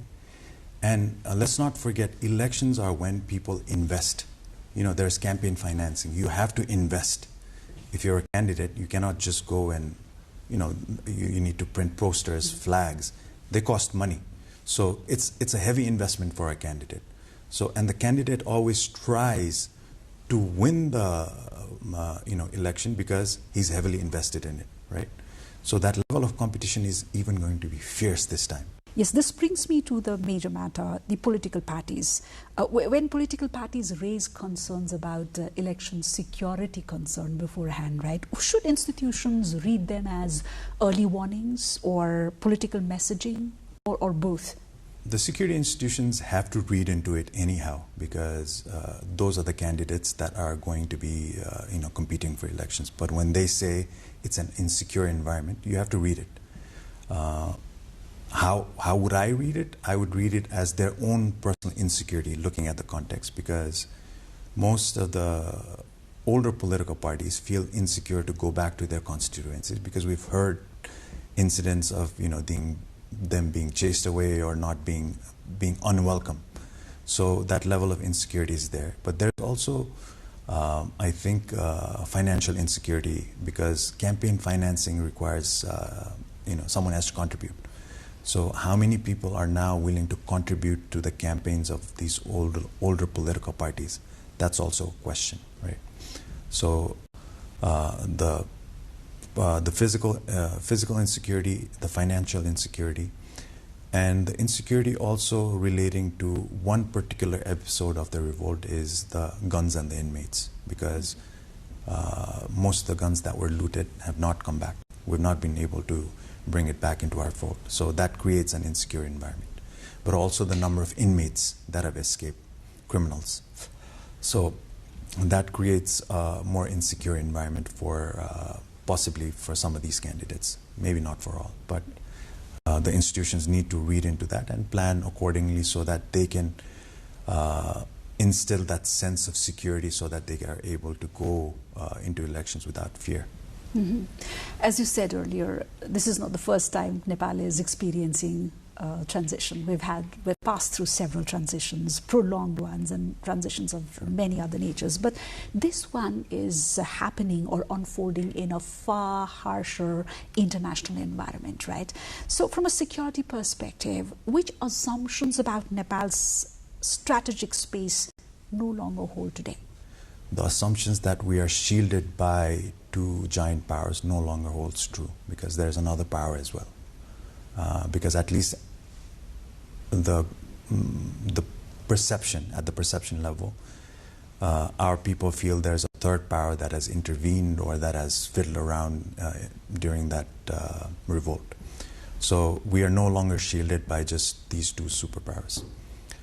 The second assumption I think that no longer holds true is the fact that we only have physical borders. We also have something called a digital border. So because of our digital domain, we also have a digital border that we need to protect. So that no longer holds true. And I think the third one is the fact that the assumption that all the Nepalese reside within the Nepalese territory, that no longer holds true, meaning the voters. So we have elections, but a large number of our population resides all over the world, right? So Nepal is not just within Nepali territory, but Nepali nationals being all over the world. So that assumption that Nepal is just here no longer holds true, I think, because both in terms of a voter perspective, but also in terms of our national security perspective, because the security of our national is paramount.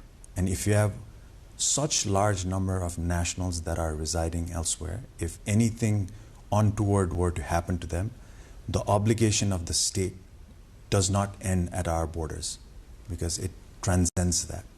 It's, whatever happens to our nationals in the US, in the Middle East, in Japan, Korea, we need to step forward. So that assumption that we are only bound or obligated to the people in Nepal no longer holds true, I think. And is non-alignment still a protective posture for Nepal, or has it become more porous?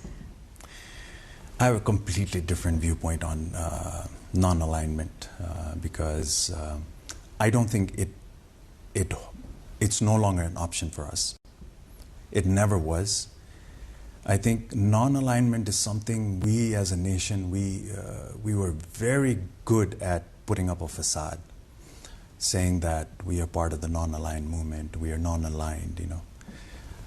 But let me try to sort of not necessarily negate that, but paint a more clearer picture of non-alignment. We are the only country on this planet whereby we allow our nationals to serve in the armed forces of two nuclear countries through an agreement. And you know who the two countries are, right? The Indians and the Brits. So for the Brits, we've been doing for hundreds of years. We have something called a tripartite agreement, which allows men to also be in the Indian Armed Services. Name one country on the planet that has this kind of agreement, right? If you look at alliances, alliances are usually military in nature, correct? There's no military alliance whereby a country is sending its nationals, allowing its nationals to don the uniform of a different country. We allow that. We actually have two countries that have military bases within the country. The Indians have a military base. They have their camps in Pokhara. The Brits have in Pokhara and Dharan as well, in Kathmandu as well. So that whole facade of non-alignment, I don't think it applies to us. We've never been a non-aligned country. In fact, we've always been a multi-aligned country, but we have propagated ourselves and positioned ourselves as a non-aligned country. I mean, people may not agree to that, but that's actually a fact. And just in addition to that, the Indians have come up with this new global outlook called multi-alignment, which Jaishankar has pronounced. They've also said we're going to be strategically autonomous. I don't know how that works. Autonomy and alignment, I don't know how that goes together, but I don't think non-alignment is any longer an option for us. It's never been our, actual, reality, but we've propagated ourselves as that. Now, as ground shake here in the domestic front, much is evolving around us as well. From warfares to day-to-day living, everything is like evolving and changing in a spearheaded manner, right? So this brings us to the last and one of the most important questions from the security perspective, Mr. Thapa. What kind of the world do you, as an expert, see Nepal is actually transitioning into, and if our institutions are prepared for that world? I've always wanted to answer that question.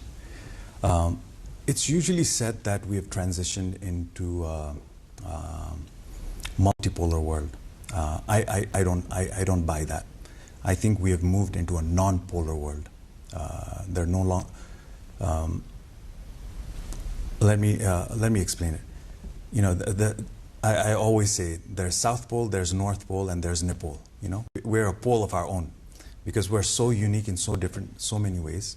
We are a pole of our own because we're the only country on this planet where we have annoyed, aggravated, or angered almost all the nuclear countries at the same time. So we are, of a different breed.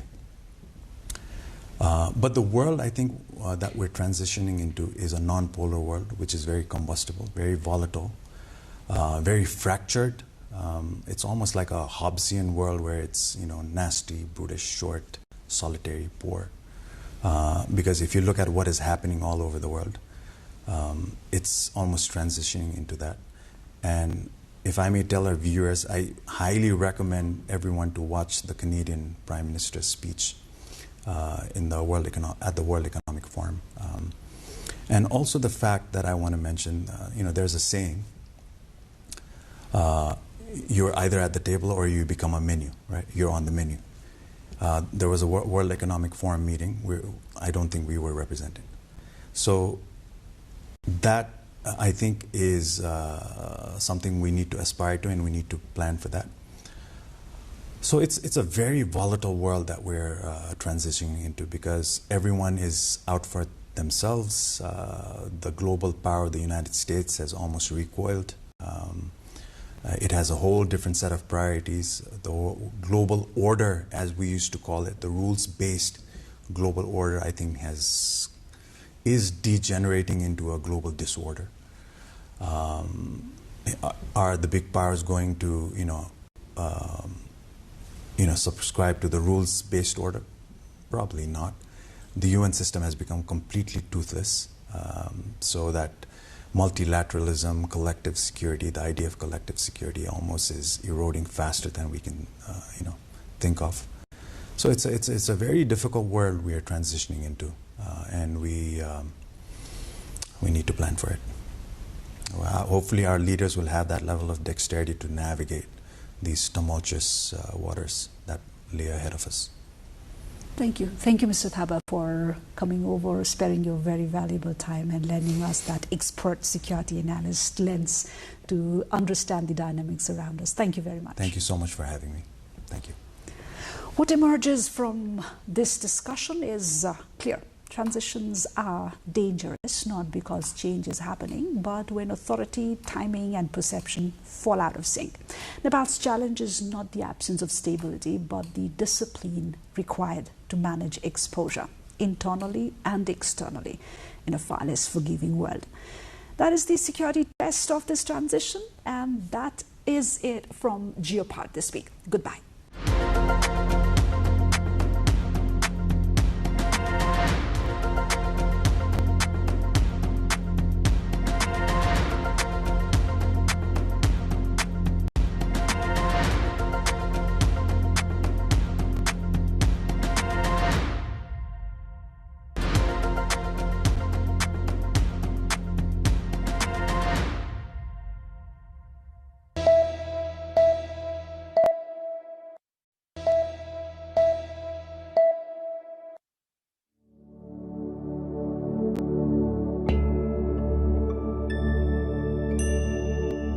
Kathmandu has long been known as a place where natural beauty, history, culture, and spirituality come together in remarkable harmony.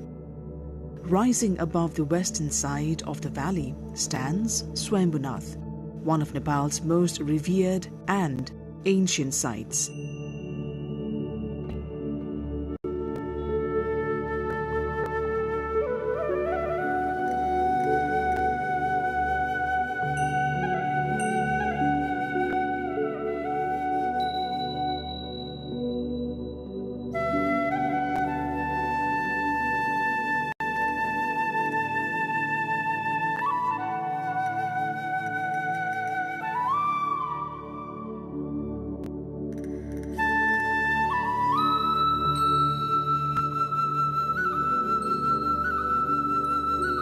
Many simply call it Swyambhu. For countless generations, it has been a sanctuary of spiritual devotion, a place where the first light of morning touches the prayer flags, and where monks and devotees begin their day in meditation and worship.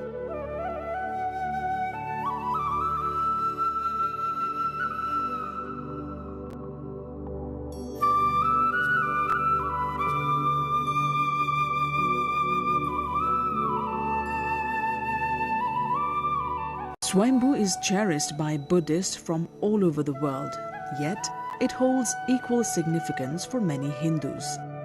This shared reverence creates a rare sense of unity within its sacred grounds.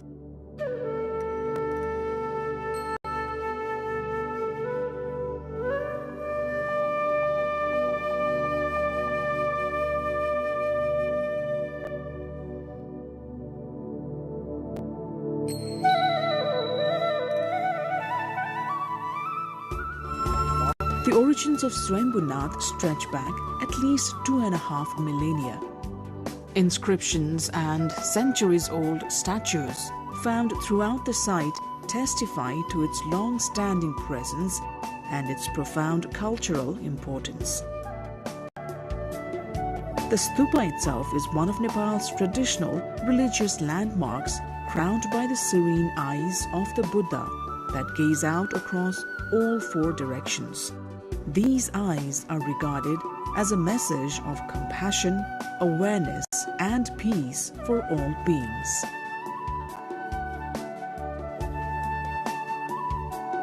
For Buddhists, the stupa and its symbols become a guide toward understanding the teachings of the Buddha.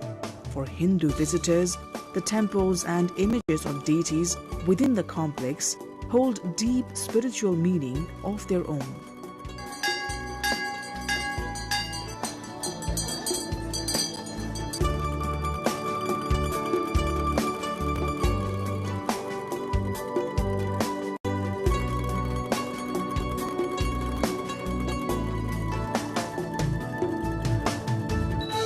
In 1989, Swyambhunath was formally recognized by UNESCO as a World Heritage Site, an honor that elevated Nepal's cultural identity on the global stage and helped protect this extraordinary place for future generations.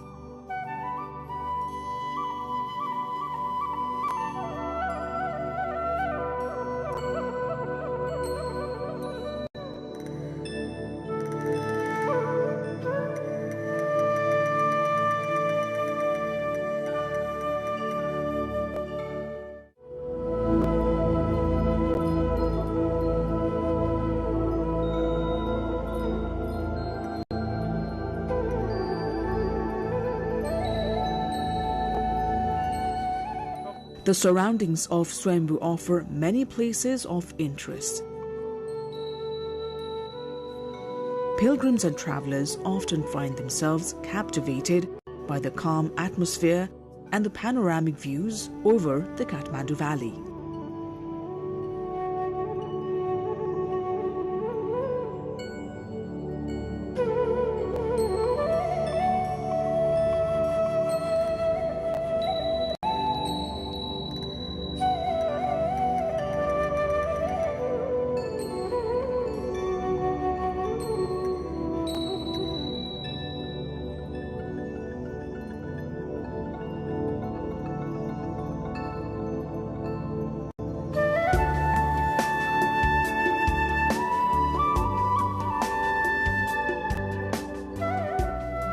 The architecture of the complex reflects a graceful blend of Nepali and Tibetan influences.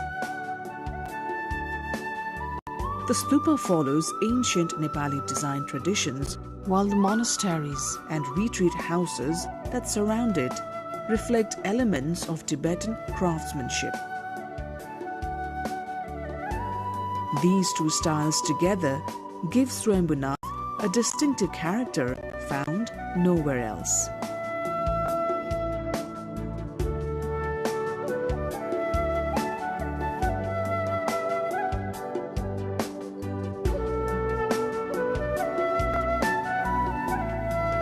Preserving Swyambhu is not only a religious responsibility, it is an effort guided equally by historical and cultural commitment.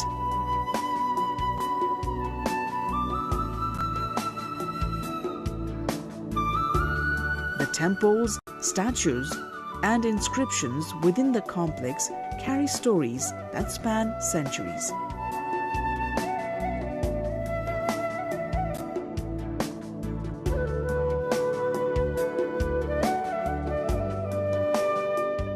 The main stupa, crowned by the 4 compassionate eyes, remains the heart of the site.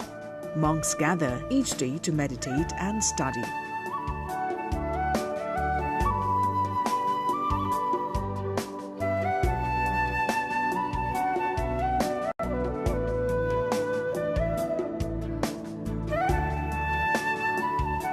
Within these halls, elaborate paintings and sacred sculptures portray episodes from the life of the Buddha and remind visitors of the spiritual traditions that continue to flourish here.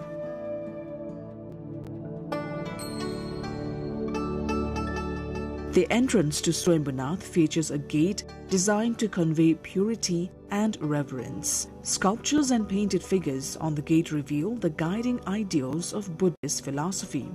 Scattered around the grounds are ancient inscriptions that preserve the history of the land.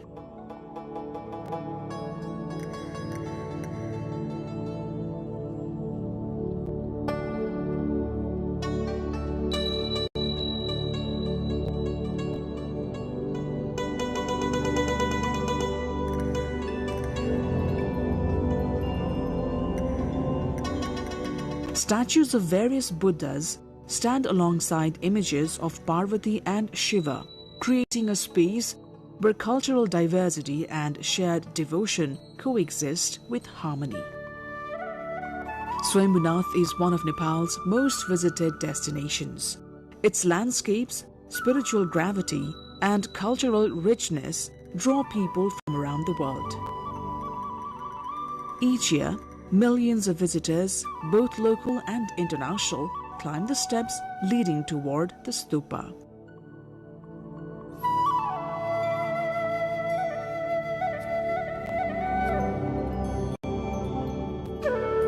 Their presence contributes greatly to Nepal's tourism economy and to the livelihoods of those who live and work nearby.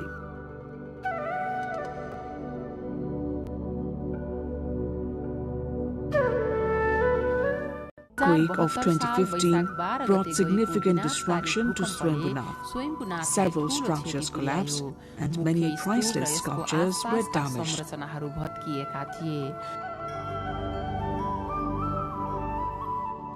The impact on the site's cultural heritage was deeply felt throughout the country. Yet, the response to this tragedy revealed the strength of the community.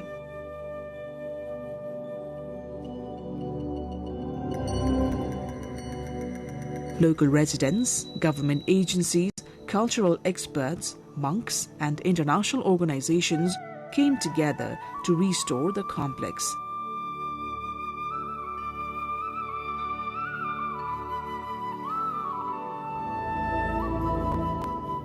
The rebuilding process became more than a physical reconstruction. It became a spiritual effort guided by devotion and the hope of preserving peace and compassion for future generations. Today, visitors find improved pathways, restored shrines, and safe spaces from which to explore the site. Nearby, guest houses and small hotels offer comfortable places to stay for those who wish to spend more time experiencing the surroundings. For many, Swyambhu is not only a religious landmark, but a symbol of introspection and inner calm. The peaceful environment encourages reflection. The sacred presence of the stupa gives visitors a sense of quiet strength.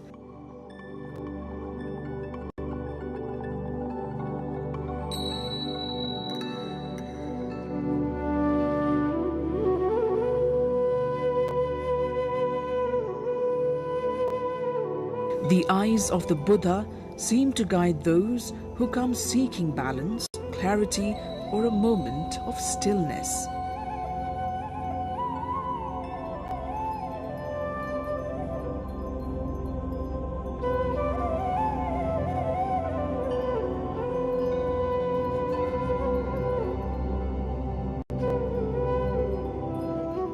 As the sun rises, its light glimmers on the golden pinnacle of the stupa. And as the night falls, the view of Kathmandu from this hilltop feels almost otherworldly, as though the city below is touched by a gentle glow. Swyambhunath continues to stand as a reminder of the spiritual harmony that has shaped Nepal for centuries. It invites every visitor to pause, to breathe, and to discover a deeper part of themselves.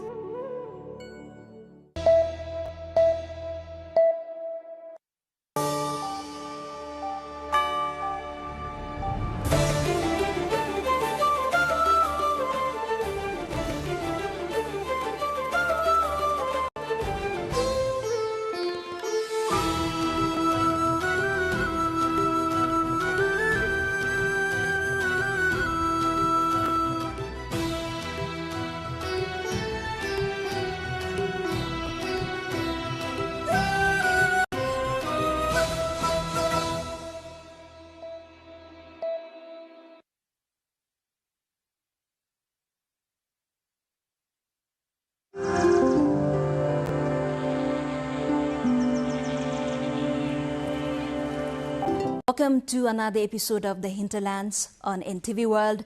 This weekly show brings together stories from the hinterlands of Nepal, takes you beyond the cities and the highways into the heart of Nepal's rural landscapes. I am Rosina Rai, and we will be leading you into this journey every week. Welcome to the show. Tonight we have beautiful reports on the blooming of rhododendrons, Tharu Holi Festival, the fading tradition of Balan culture, and an inspiring story of a woman's progress from Sangza district of Nepal. Let's begin with the Laliguras rhododendron blossoms in the hilly and Himalayan regions of Nepal. Their vibrant blossoms create a floral paradise that attracts tourists from near and far. This is the first week of March, and across the high hills and mountains of Nepal, a breathtaking spectacle is unfolding. The hills are alive with the vibrant blossoms of the national flower, the rhododendron, known as Laliguras. From March through April, Nepal's highland transformed into a painter's palette, as 32 species of rhododendrons burst into bloom, painting the forest in sets of red, pink, and white. The full bloom in the hilly and Himalayan regions, especially in places like Gulmi, Bhojpur, Thankuta, Ghorepani, Langtang, Rara, and Kanchenjunga national parks, along with the Kathmandu hills, is nothing short of mesmerizing. For travelers and nature enthusiasts, it is a must-see paradise on earth. In western Nepal, the forest of Gulmi Resunga turned into a floral wonderland, dominated by the brilliant red of the rhododendrons. Visitors flock from near and far, some to marvel at the sight, others to capture it in photographs. The fiery crimson flowers symbolizes vitality, beauty, and renewal, making the rhododendrons forest of Nepal a living emblem of the nation. Nepal's rhododendron bloom are unique, the flowers changing color according to elevation, deep red at lower altitudes, gradually shifting to pink and pure white as one climbs up. These vibrant forests brighten the rugged mountain landscape and offer a profound cultural connection. However, there is a shift in the bloom season this year. What once blossomed in late February now appears as early as January, a subtle signal of rising temperatures and climate change. Many of the old majestic rhododendron trees are drying up, and with limited conservation efforts, the future of Laliguras in Gulmi district and other hilly regions of the country are uncertain. Celebrating their bloom is beautiful, but protecting them is essential. These hills of red must continue to enchant generations to come. Have you ever heard of Holi, the festival of colors lasting for more than a month? Yes, you heard right. In the Rana Tharu settlements of Nepal's far, here is a report of longest Holi celebrations by Bijeda Bhandari.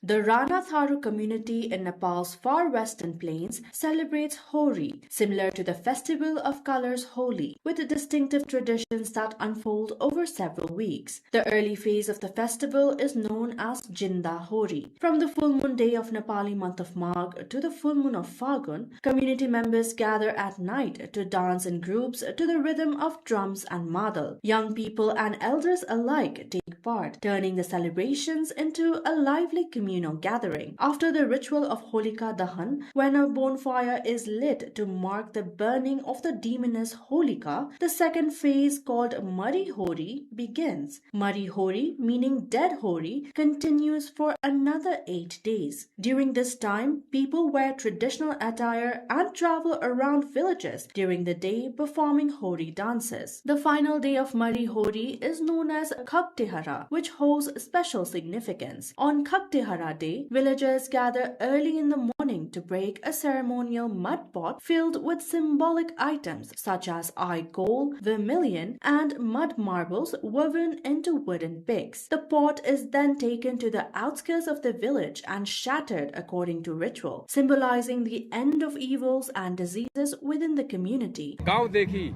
अर्कोको सिमानामा गएर चाहिँ त्यसलाई फोड्ने दाह संस्कार गर्ने ल हाम्रो नगर चाहिँ राम्रो होस् र यो जुन दुख पीडा जुन अब यताउता जुन रोग बिमारी छ नि यसलाई सबै लिएर देवी माता लिएर जानु होला भनेर हामी त्यसलाई बिदाई गरेर पठाउँछौँ. Afterward, families invite relatives, friends, and companions to share traditional sweets and dishes. However, according to tradition, Hori is considered fully concluded only after the Charai festival is observed later around mid-March. For the Rana Tharu community, Hori is celebrated as a symbol of the victory of truth over falsehood. The festival is also believed to strengthen unity, brotherhood, and cultural identity within the community. Recognizing its cultural importance, local governments have also been supporting traditional costumes and cultural programs during the celebrations. संरक्षण गर्नुपर्छ भन्ने हिसाबले मौलिक पर्वलाई भनौं सम्मान र प्राथमिकता दिएको छ. For the Rana Tharu community, Hori is not only a joyful festival but also a symbol of tradition, culture, and social harmony, as this centuries-old practice continues to enrich the cultural identity of Nepal's far western region. Until a few decades ago, Balan, also known as the Brahmin dance, was a vibrant and integral part of Hindu-Nepali culture. However, with the younger generations showing little interest in learning and continuing the tradition, Balan now faces the risk of gradual disappearance from Nepal's cultural landscape. More in this report. Balan, or Brahmin dance, has long remained a unique and fascinating cultural attraction throughout Nepal. It is a traditional Nepali devotional folk performance that combines singing, storytelling, and rhythmic dance deeply rooted in the Brahmin and Kshetri communities across the country. Predominantly performed in Nepal's hilly region, Palpa, Dailek, Doti, Sangza, among others. Through its songs, Balan narrates the divine acts and incarnation of Hindu deities since the time of creation.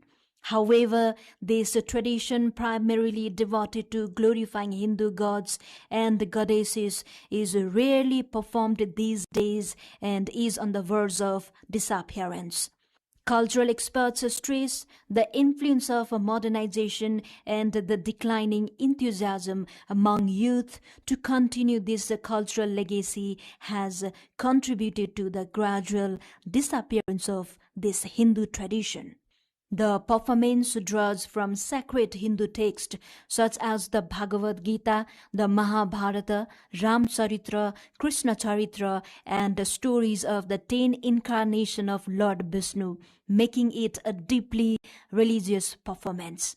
It is performed by an expert Balan troupe, locally known as a Gara. A typical Balan troupe consists of around 25 members who sing and dance together. The performance begins with an arati, during which deities are worshipped and invoked through devotional songs. Balan is traditionally performed overnight during religious ceremonies such as Satyanarayan Puja, Bala Chaturdasi, and Ekadasi. Occasions that involve a night-long devotional vigil dedicated to worship. In recent years, younger generations have increasingly drifted toward modern entertainment and Western-influenced music, leading to a loss of interest in traditional folk practices. Cultural activists are calling for its preservation through inclusion in school curriculum and promoting through local festivals.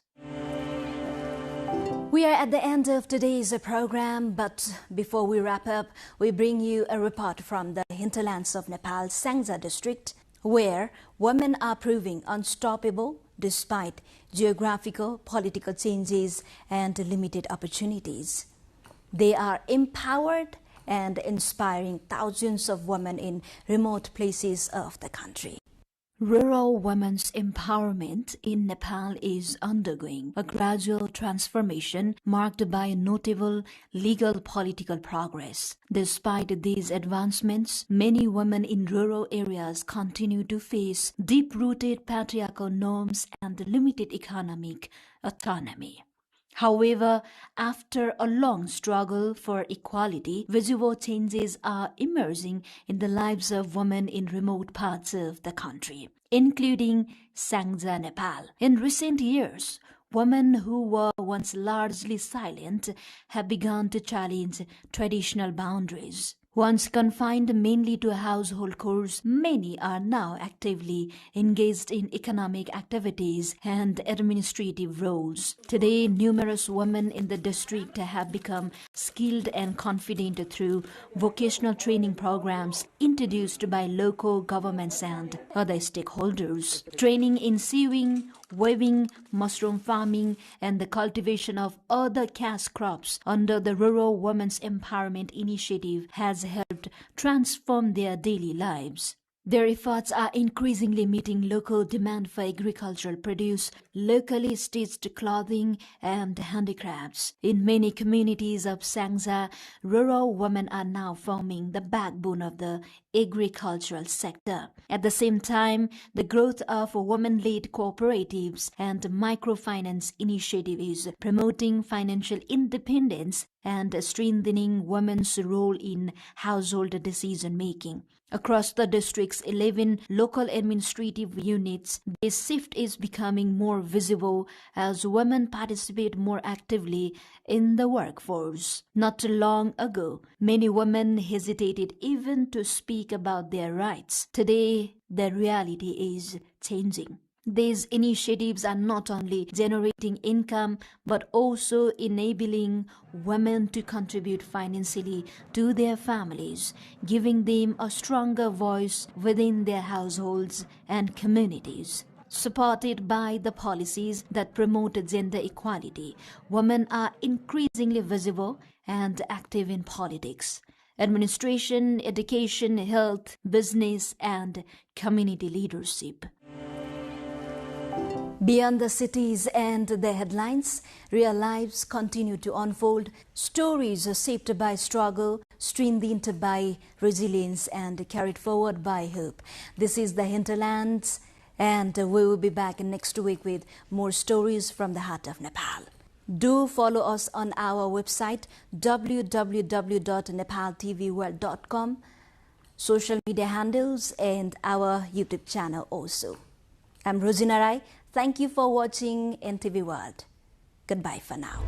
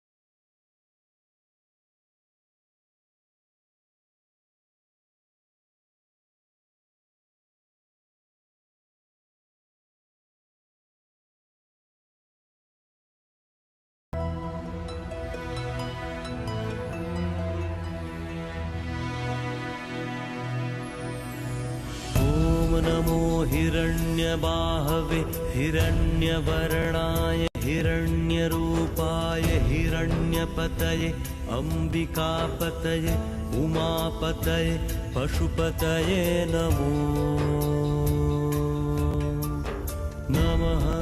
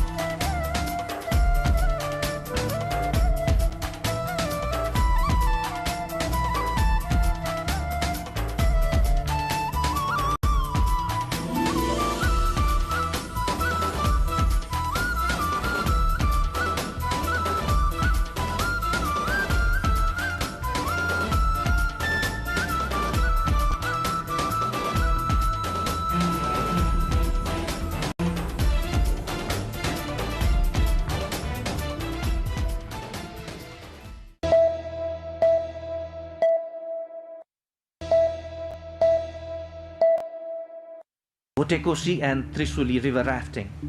Rafting has lately been gaining popularity among tourists. The adventure sports, which previously was popular only among foreigners, is now drawing the local tourists as well. Trisuli and Votekosi rivers that are close to Kathmandu are two popular destinations for rafting in Bagmati province. Let us first explore Votekosi.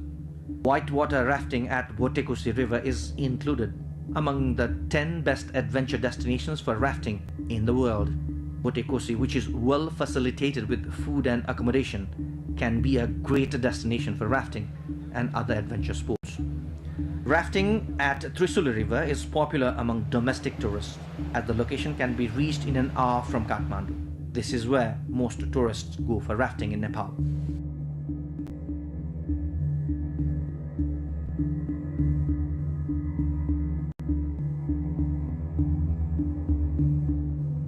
Rafting packages of Votekosi and Trisuli are appropriate for those who want to spend some good time for a few days.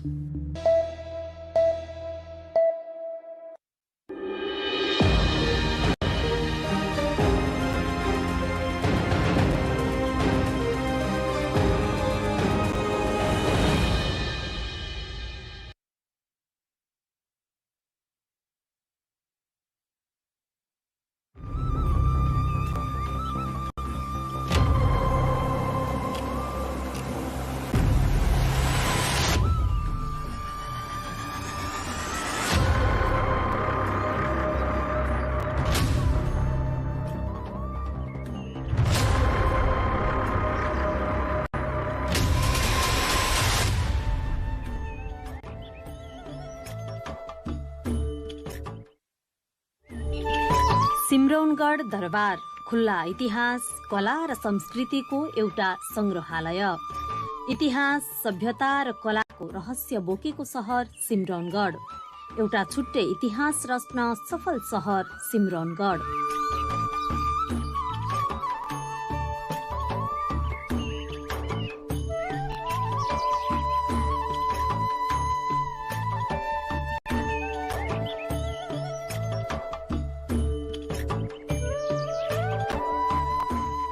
ऐतिहासिक, सांस्कृतिक र पुरातात्विक महत्व बोकेको सिमरौनगढ दरबार मध्य प्रदेशको बारा जिल्लामा अवस्थित सिमरौनगढ नगरपालिकामा पर्दछ।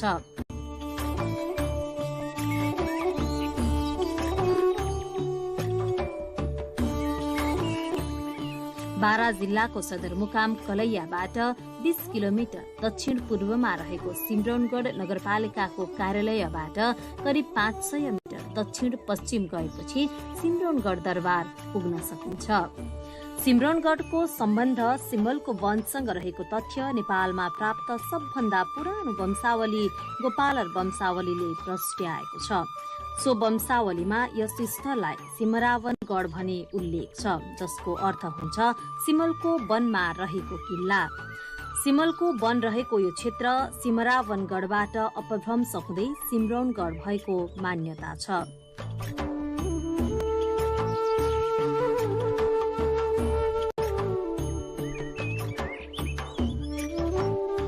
यो सिमरौनगढ नाउँ भने यहाँ पहिले सिम्बलको खाली रुख यहाँ सिम्बलको थियो, यो सिम्बलको वन भन्नु पर्यो नि। यहाँ सिम्बलको वनै वन थियो पहिले।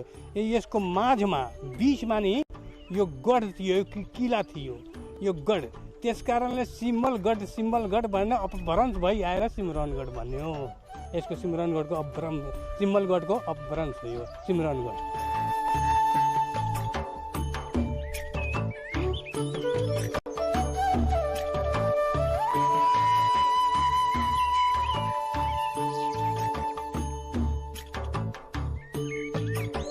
कुनै समय एक सुरक्षित र सम्पन्न राजधानी रहेको सिमरौनगढ दरबारलाई बलिया अग्ला चक्रव्यूह आकारका पर्खालले घेरिएको थियो। तत्कालीन राजा वीरेन्द्रबाट यस क्षेत्रको अवलोकन पश्चात पुरातत्व विभाग र इटालियन सरकारको तत्वावधानमा सिमरौनगढको उत्खनन गरियो। उत्खननका क्रममा कर्णाटकालका पुरातात्विक, धार्मिक, सांस्कृतिक अवशेषहरू फेला पर्यो। सिमरौनगढका पुराना अवशेषहरू आज पनि यत्रतत्र पाइन्छ। यहाँ डढेको चामल, माटोका भाँडा बर्तन, गरगहनाहरू पाइन्छ।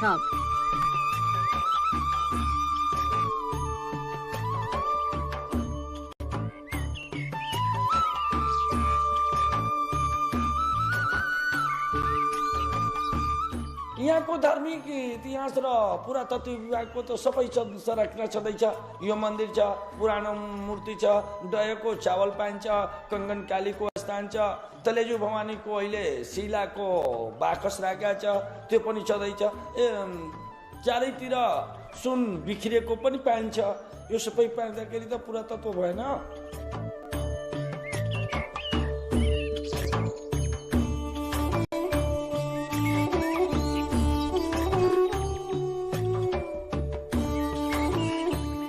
यस क्षेत्रको कचरवा गाउँमा माकराकृतिको टुटी भएको धारो हरिपुर गाविसमा रहेको ढुङ्गाको बाकस निकै रहस्यमय छ।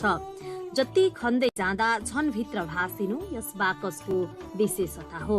अत्यन्त कलात्मक रहेको यो बाकसको बाहिरी भाग मात्रै देखिन्छ, बाँकी भाग जमिनमा गाडिएको छ।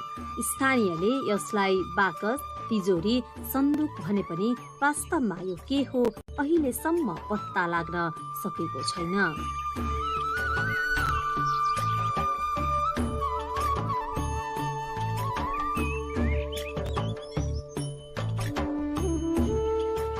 वो जमाना के शिवाजी महाराज के दरबार के तिजोरी है, पत्थर हो, रात उल्टन हो गए, पत्थर हो गए, ताला कुंडी सब बंद बा, में ताला बात कुंडी बा सब सहित बा।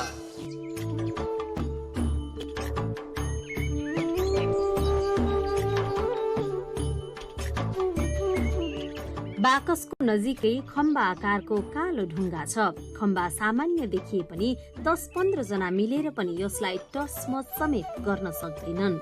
ढुङ्गाको खम्बा झन रहस्यमय छ। स्थानीयका अनुसार यस खम्बालाई बाहिर निकाल्न खोज्दा यो झन जमिनमा भासिने गर्दछ। यो क्षेत्रमा बाढी आए पनि यो खम्बा डुब्दैन। यस प्रकार सिमरौनगढ क्षेत्र पुरातात्विक दृष्टिकोणले समेत महत्त्वपूर्ण छ।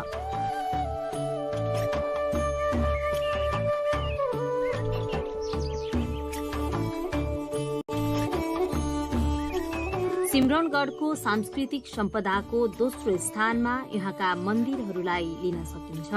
सिमरौनगढको बीच भागमा स्थापना गरिएको कंकाली मन्दिर ईंटद्वारा निर्माण गरिएको शिखर शैलीमा छ। मन्दिर चारैतिर चतुष्कोणाकारको भवनको बीचमा शिखर उठेर माथिसम्म चुलिएको छ। मन्दिरको चारैतिर खुल्ला गुम्बजाकारको प्रवेशद्वार निर्माण गरिएको छ। मन्दिरमा रहेका कंकालीको मूर्ति कालो प्रस्तरमा कुँदिएको छ। मूर्तिको गोलाकार अनुहार, ठूला आँखा, पुष्ट छातीले त्यस बेलाको विशेषतालाई दर्शाउँछ। देवीको गालामा हार, कानमा गोलाकार कुण्डल, कम्मरमा हार जडेको च्याप्टो पेटी छ। शान्त सौम्य मुद्रामा रहेको यो मूर्तिले कलामा छुट्टै स्थान ओगटेको छ। यो सिमरौनगढ भनेको कंकाली स्थान जो कि दुनियाँको सबभन्दा शक्तिपीठ राम्रो, जहाँ बलि नै चढ्दैन। यो श्री कंकालीमा सबै शक्तिपीठमा बलि चढ्छ, तर कंकालीमा स्थानमा बलि चढ्दैन। त्यस्तो विशाल मन्दिर, अनि यस्तो विशाल मन्दिर राम जानकीको मन्दिर यहाँ दुईटा छ। अनि यसको अलावा पनि यहाँ नानदेवले यानि कि 1097 ईस्वीमा सिमरौनगढलाई राजधानी बनाएको यो नानदेव हो। नानदेवको 7औं पुस्ता जगह त्यसमा हरसिंहदेव, गङदेव, रामदेव सबै 7औं पुस्ता हो। अन्तिम पुस्ता चाहिँ हरसिंहदेव हो। हरसिंहदेवको पालामा ग्यासुद्दिन तुगलकले यहाँ आक्रमण गरेर सबै ध्वस्त पारिदिएको थियो। यस्तो यस्तो पूर्वाधारहरू छ। तैपनि हाम्रो सिमरौनगढमा कसैको नजर छैन। यहाँ त म भन्छु कि यसलाई विश्व सम्पदा सूचीमा राख्यो भने सबभन्दा राम्रो हुन्छ। यहाँको नेताहरूले यसै माध्यममा भन्छु कि सिमरौनगढलाई विश्व सम्पदा सूचीमा राख्नु जरुरी छ।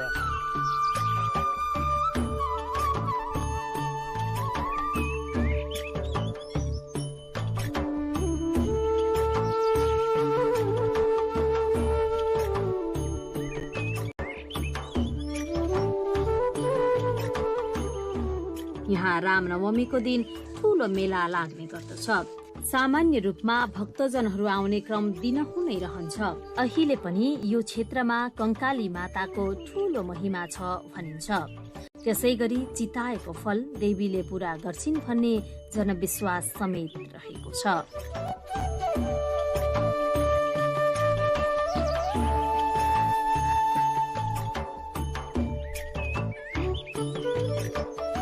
पहिलादेखि अहिले यो सालमा धेरै पर्यटक, म 2-4 यो कामको सिलसिलामा बसेको थियो। शनिबारको दिनौ 1000 देखि 1500 मान्छे बाहिरबाट आउँछ। अब त्यसको लागि पनि हामी व्यवस्थापन गरिराखेका छौँ। त्यहाँ एउटा पूजा अर्चना गर्नको लागि बेलुका बिहानै आरती, जस्तै हरिद्वारमा तपाईँ गयो सक्नुहोला भले हेर्नु होला, बिहानै र बेलुका गङ्गाको आरती हुन्छ। त्यहाँ पनि कंकाली मन्दिरमा हामी आरतीको एउटा छिटै व्यवस्था गर्छौँ। अहिले त 2टा बोट पनि राखेका छौँ। मान्छेहरू पर्यटक आउँछ भने त्यसलाई घुम्नको लागि, त्यो पानीमा विहार गर्नको लागि, राम्रो वातावरणको लागि आउँदो दिनमा एउटा स्टिमर किन्ने र त्यहाँ राख्ने हामी पनि प्लानिङ गरेका छौँ।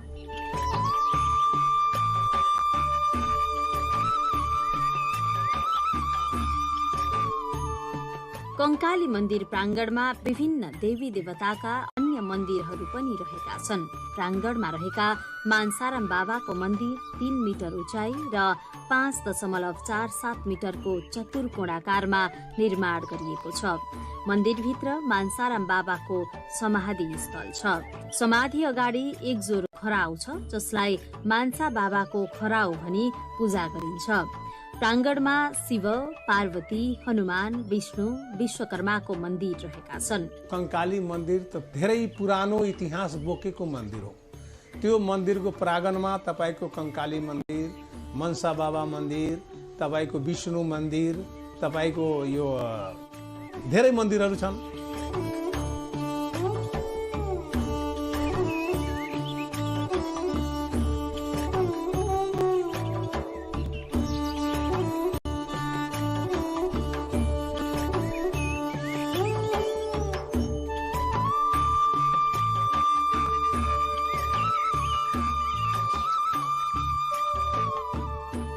कंकाली मन्दिरदेखि करिब 1.5 माइलको पश्चिम दूरीमा रहेको छ रानीवास, जहाँ राम जानकीको मन्दिर छ।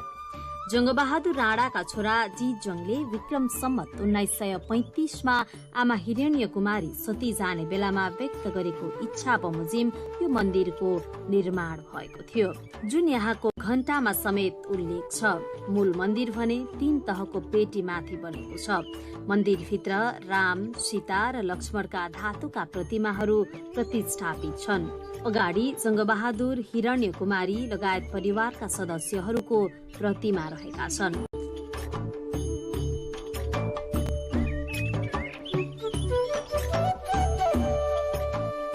पहिला 2224 बेलादेखि यहाँ राजा शिवसिंहको पालीमा यो राम जानकी मन्दिर थियो र त्यसपछि नानदेवजी पनि आउनुभयो, त्यो उहाँको पालीमा पनि राम जानकी मन्दिर र हाम्रो जङ्गबहादुर महाराजज्यू 1838मा आएर हे भन्दा न उहाँ त अग्लो मन्दिर काठको नै बनाउनु भयो। त्यो प्रमाणै छ, आजसम्म इटमा लेखेर राखेको छ। र त्यसपछि 1935मा हाम्रो जङ्गबहादुरको कान्छो छोरो जितजङ भनेर उहाँले नै बनाउनु भएको छ। उहाँको शिला यो जङ्गबहादुर महाराजको हो। उहाँको पत्नी, 2टा छोरी र एउटा कान्छो छोरो।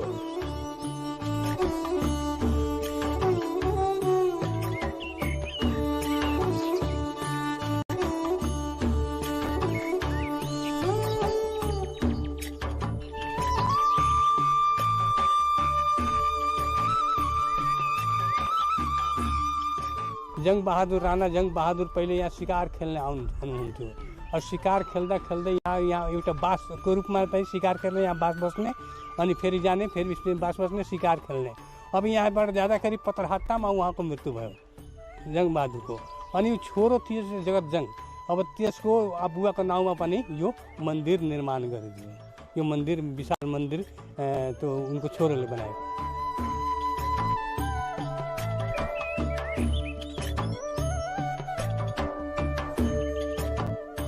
मन्दिरको प्राङ्गण वरिपरि 2 तल्लामा चतुष्कोणाकारका धर्मशाला बनेका छन्। मन्दिर निर्माणमा त्यहाँका भग्नावशेषहरू प्रयोग भएको छ। समय समयमा प्राप्त भएको मूर्तिले सिमरनगढको महत्वलाई झन बढाएको छ। यहाँका मूर्तिकलाका रचनाहरूले सिमरनगढको सांस्कृतिक समृद्धिलाई पुष्टि गर्दछ। यहाँको मूर्तिकलाले आर्थिक रूपले समृद्ध यो राज्यमा कला र साहित्यले भरपूर उन्नति गर्ने मौका पाएको स्पष्ट हुन्छ। केही वर्ष अगाडि पुरातत्व विभागको सक्रियतामा कंकाली मन्दिर परिसरका मूर्तिहरूलाई मन्दिर परिसरमै घर बनाई संग्रहित गरिएको छ। त्यसै गरी सिमरनगढका केही मूर्ति र दरबारका अवशेषलाई राष्ट्रिय संग्रहालय छाउनीमा संग्रहित गरिएको छ। सिमरनगढको तोरणद्वारको टुक्रा संग्रहालयको भित्री गेटमै राखिएको छ। यस क्षेत्रमा अनेकन पोखरी र इनारहरू रहेका छन्, जसमध्ये इसरा, झरौखरा, राजाबादा, मनहरवा, आमवा, हथाइया प्रमुख छन्। इसारा पोखरी कंकाली मन्दिरको अगाडि छ। यो पोखरीको नाम राजा शिवसिमकी रानी इसाराको नामबाट राखिएको छ।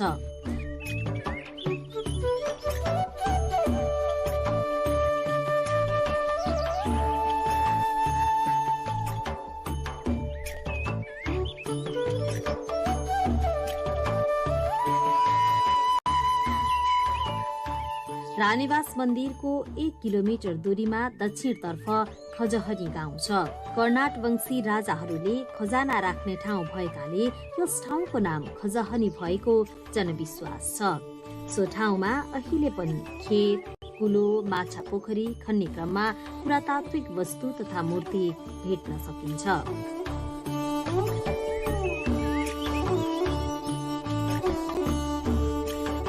शान्ति, ऐश्वर्य र करुणाले धपक्क बलेको अलौकिक भाव र मुस्कानयुक्त चिल्ला काला ढुङ्गामा कुँदिएका मूर्तिहरूले यहाँको कलाको स्वतन्त्र र मौलिक शैलीलाई प्रस्तुत गर्दछ।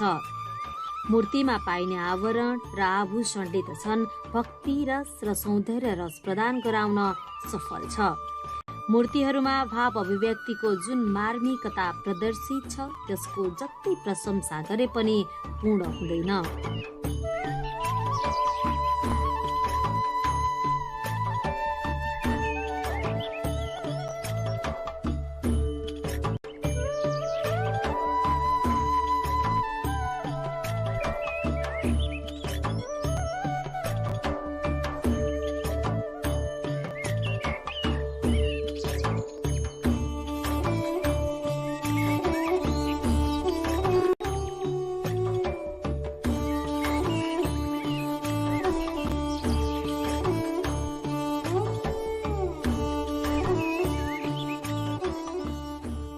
अथाह पर्यटकीय सम्भावना बोकेको ऐतिहासिक र धार्मिक धरोहर सिमरनगढ दरबारसम्म पुग्नका लागि जनप्रतिनिधिहरू निर्वाचित भएर आएसँगै बाटोको सहज व्यवस्था भएको छ।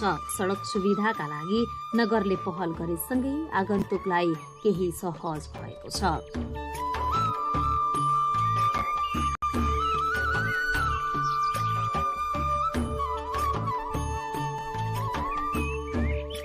मन्दिरको फुटपाथ निर्माण गरिराखेका छ। मन्दिरको फुटपाथ निर्माणमा तपाईको ब्लक लगाएर त्यो सौन्दर्यीकरण मन्दिरको भविष्य बाहिरबाट जुन पर्यटक आउँछ त्यो राम्रो कसरी हेर्न सकिन्छ, त्यसको आउने जाने केही कठिनाइ हुँदैन। त्यहाँ बस्नको लागि, आउने जान हेर्नको लागि त्यो कंकाली मन्दिरमा गरिराखेका छ।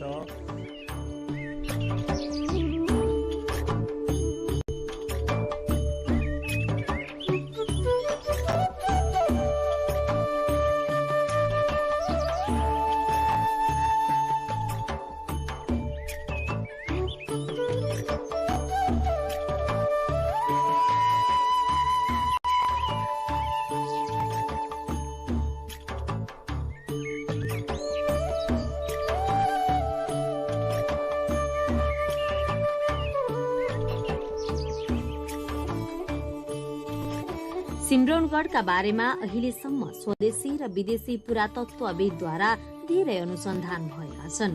यी अनुसन्धानहरूले सिम्रौनगढ कुनै बेला दक्षिण एसियाका समुन्नत राज्यहरू मध्येको एक राज्य तिरहुतको राजधानी रहेको प्रमाणित भइसकेको छ। तर उत्खनन हुन बाँकी नै रहेकाले तत्कालीन राजधानी सिम्रौनगढका राजाहरूले राखेका आधिकारिक अभिलेख फेला पर्न सकेका छैनन्। तर उनीहरूका पालामा बनेका पोखरी, मूर्ति, कंकालिनी मन्दिर, रानीवास दरबार लगायतका सामग्रीहरू अहिले पनि साक्षीको रूपमा रहेका छन्। यहाँ टाढा टाढाबाट बास बस्न आउने पर्यटकहरूका लागि भने राम्रो होटल अथवा आवास गृहको अभाव छ। सुविधा सम्पन्न होटल, होमस्टे निर्माणका लागि सिम्रौनगढ उद्योग वाणिज्य संघले आवश्यक पहल गरिरहेको छ। त्यो बस्नको लागि त अहिले तत्काल 2वटा होटल छ।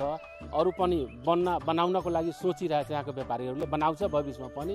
अनि यहाँ एउटा के छ हजुर कि हाम्रो सिम्रौनगढमा भारतबाट मेन आउने चाहिँ भारतबाट नै हो बढी पर्यटक। त्यसको लागि पहिला यहाँ छोटी भन्सार थिएन, भर्खर हामी यो 1 महिना जति पहिला सञ्चालन गराएछौँ। तर सरकारसँग पनि पहल गरेछौँ कि कम्तीमा यहाँ मूल भन्सार होस्। मूल भन्सार भइदिएको भए गाडीको आवत जावत अनि चाहिँ इन्ट्री गरेर होस् या भन्सार गरेर होस्, त्यो हिसाबले पनि यहाँ आउँछ। सरकारले पनि राजस्व उठ्छ त्यसबाट, अनि देशको आम्दानी पुँजी हुन्छ, हाम्रो सिम्रौनगढको पनि विकास हुन्छ, अनि पर्यटकहरू पनि बढी यहाँ आवत जावत गर्छ।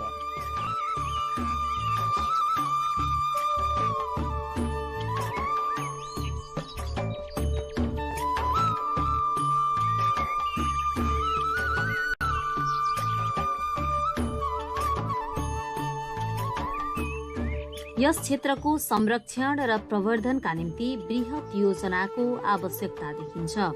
कला संस्कृतिको अंकुत भण्डारको रूपमा रहेको यस क्षेत्रको उत्खनन र न्यायोचित मूल्याङ्कन नगरिएसम्म नेपालको कलाकृतिको इतिहासको खोजी अधुरो नै रहने प्रश्न छ, जसका लागि गुठी संस्थान, पुरातत्व विभाग जस्ता निकायहरूको भूमिका महत्वपूर्ण रहन सक्छ।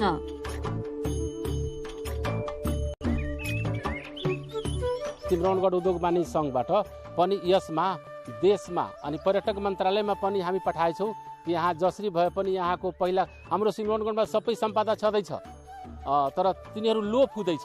त्यसको लागि हामी पर्यटक मन्त्रालयमा, अर्थ मन्त्रालयमा पटक पटक बारम्बार चाहिँ हामी आफ्नो लिखित रूपमा पत्रहरू पठाएछौँ कि सरकारबाट पहल होस्, यसलाई जसरी जे जस्तो छ त्यसले व्यवस्थित गरोस् अनि राम्रो हेर्न भइदिएको भए पर्यटकहरू त्यहाँ आफै आउँछ नि। त्यसको लागि हामी उद्योग वाणिज्य संघबाट धेरै पहल पनि गरेका छौँ। पहल फेरि गर्नको लागि अनि एउटा टिम बनाएर हामी सोचिरहेछौँ कि यसको लागि एकचोटि माथि केन्द्रमा काठमाडौँ गएर एकचोटि पर्यटन मन्त्रालयमा गएर बसेर यसको कुरा राखेर अर्थमन्त्री कहाँ पनि जाओस्, प्रधानमन्त्री कहाँ पनि जाओस्, उहाँहरूको ध्यान हो यो सिम्रौनगढको पर्यटक स्थल कसरी राम्रोसँग यो यसको विकास होस् भनेर हामी पहल पनि गर्दैछौँ। हजुर मंदिर के हमनी के निर्वास सिमरावनगढ़ कंकाली अस्ताना उ सब जगह के हमनी के अच्छा विकास, अच्छा सुंदर देखे के चाहतनी। काहे तो मंदिर मैठबा इतना दिन से अभी नहीं सही बनी। आ कंकाली अस्ताना के हमनी के नेपाल के शान है। हमनी के नेपाल के शान के हमनी के अच्छा से आवरी स्वर्ग बनाई ये से आवरी सुंदर विकास करी।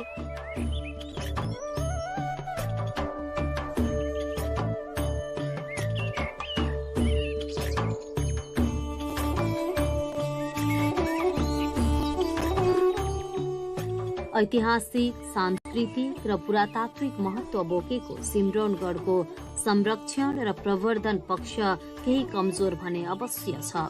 तर समग्र मिथिलाको कला संस्कृतिको परिचय दिन सफल यहाँका पुरातात्विक सम्पदाहरू संरक्षणका लागि मध्य प्रदेश सरकारले रकम नै विनियोजन गरेर काम सुरु गरेको छ। बृहत गाउँ पर्यटनको सम्भावना बोकेको यस क्षेत्रको बहुमूल्य वस्तुलाई साँच्चै मूल्यवान बनाउन प्रदेश सरकार लागि परेको छ। मर्मत सम्हारको अभावमा मन्दिर जीर्ण बन्दै गइरहेका बेला प्रदेश सरकारले गरेको यो पहल र प्रयास साँच्चै प्रशंसनीय छ। मानव अतीतलाई छातीमा समेटेर ऐतिहासिक धरोहरलाई सुरक्षित राख्न सफल सिम्रोनगढ दरबार घुमौं, Madhesh चिनाऊ।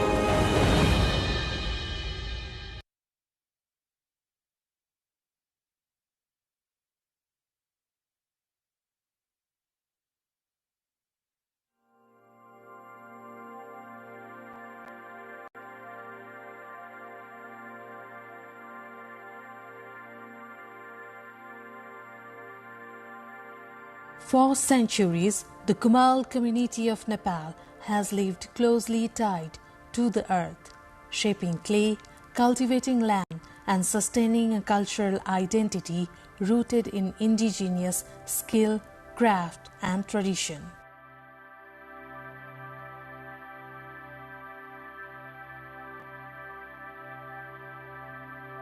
Recognized as one of Nepal's marginalized indigenous nationalities, the Kumals traditionally settle in the hilly regions and inner Tarai plains.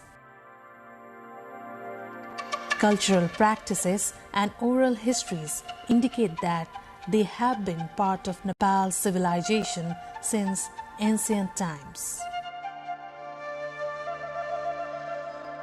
As inhabitants of Nepal's fertile river valleys and plains, the Kumals have carried forward a deep-rooted tradition of earthenware craftsmanship, agriculture, and a rich cultural heritage that reflects centuries of resilience and adaptation.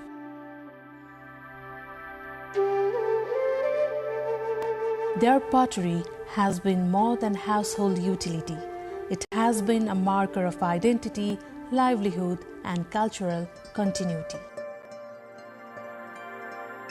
Today, as modern vessels replace handmade earthen vessels, the Kumals find themselves preserving not only a profession but a heritage passed down through generations. According to an ancient belief, clay work began at the time of creation when Prajapati, the son of Brahma, molded the first earthen vessel using Sudarshan Chakra of Lord Vishnu. The Sanskrit term Kumbhakar, meaning pot maker, gradually transformed, becoming Kumhar and eventually Kumal. Even today, pottery remains spiritually and culturally significant for the community. In Kumal settlements, soil is not just the ground beneath their feet. It is raw material, cultural memory, and a symbol of survival. The Kumal population is spread mainly across central Tarai districts of Nepal, namely across Lumbini, Gandaki, and Bagmati provinces. Traditionally, they rely on two main occupations, agriculture and pottery. Farms provided daily sustenance, while pottery supported household needs and served as a source of income. Community life historically revolved around extended family systems, with shared labor, collective participation in rituals, and a strong sense of belonging to ancestral land. Pottery for the Kumals is a detailed, multi-stage skill passed down through generations. The process begins with identifying the right soil. Black clay, the Kalo Matu, was traditionally preferred for its strength and texture. It was collected near riverbanks, ponds, and settled waterbeds. Among Tharu Kumals, this clay is also known as Kamaune Matu, meaning clay that earns. Clay is soaked, softened, and thoroughly kneaded. Using a tool called pasur, potters slice and cleanse the clay to remove impurities. In earlier times, bamboo tools were used instead of iron. The prepared clay is stored covered, maintaining moisture for shaping. The chakra or potter's wheel remains central to Kumal identity. Hands center the clay, fingers guide it, and experience shapes it. Tools like thap and pitani help refine form and smooth surface. Large vessels, water jars, grand pots, cooking pots, and ritual vessels were once part of every Nepali household, each bearing the touch of Kumal craftsmanship. Freshly formed pots are cut from the wheel with thread or leaf strips and set to dry. First in shade to prevent cracks, then under the sun. A reddish clay called Kabish Matu is applied for finish and strength. The firing structure, Ava or Auri, is built from wood, straw, husk, and cow dung.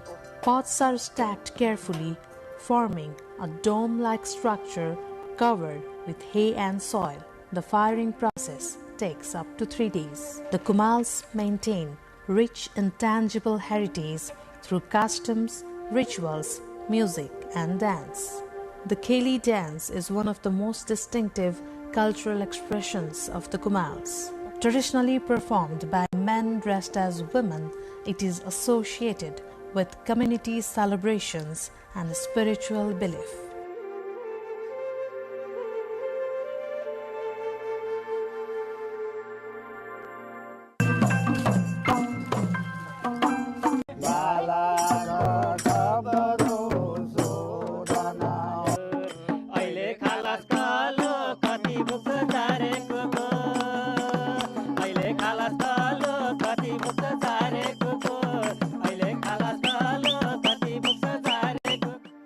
The performance concludes with blessings for the household hosting the event.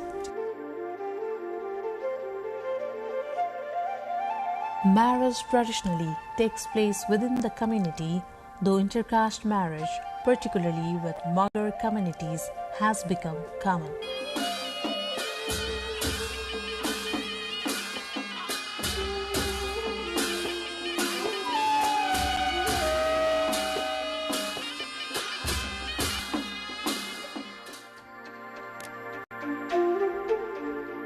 Ada nen budi ciura, dari pokoknya nen budi ciura, pokoknya budi ciura.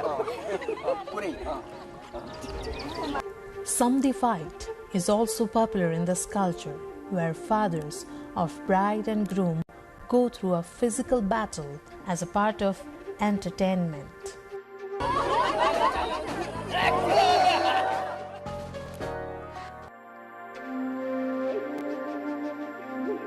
A child's naming ceremony called Nwaran takes place on the 9th day for daughters and 11th day for sons, where a young unmarried girl narrates the name referred by the priest. Gon Ponni, a ritual where the mother burns bedding used during childbirth, is followed by baths.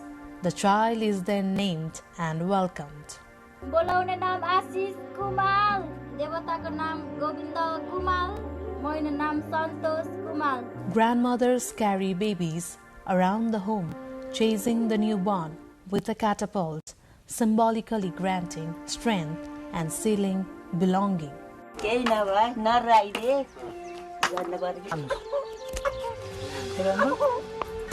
That rites emphasize purity, remembrance, and respect. The eldest son, or the one performing final rites, often standing inside a fishing net, performs final rites reflecting links to water-based livelihood and spiritual symbolism.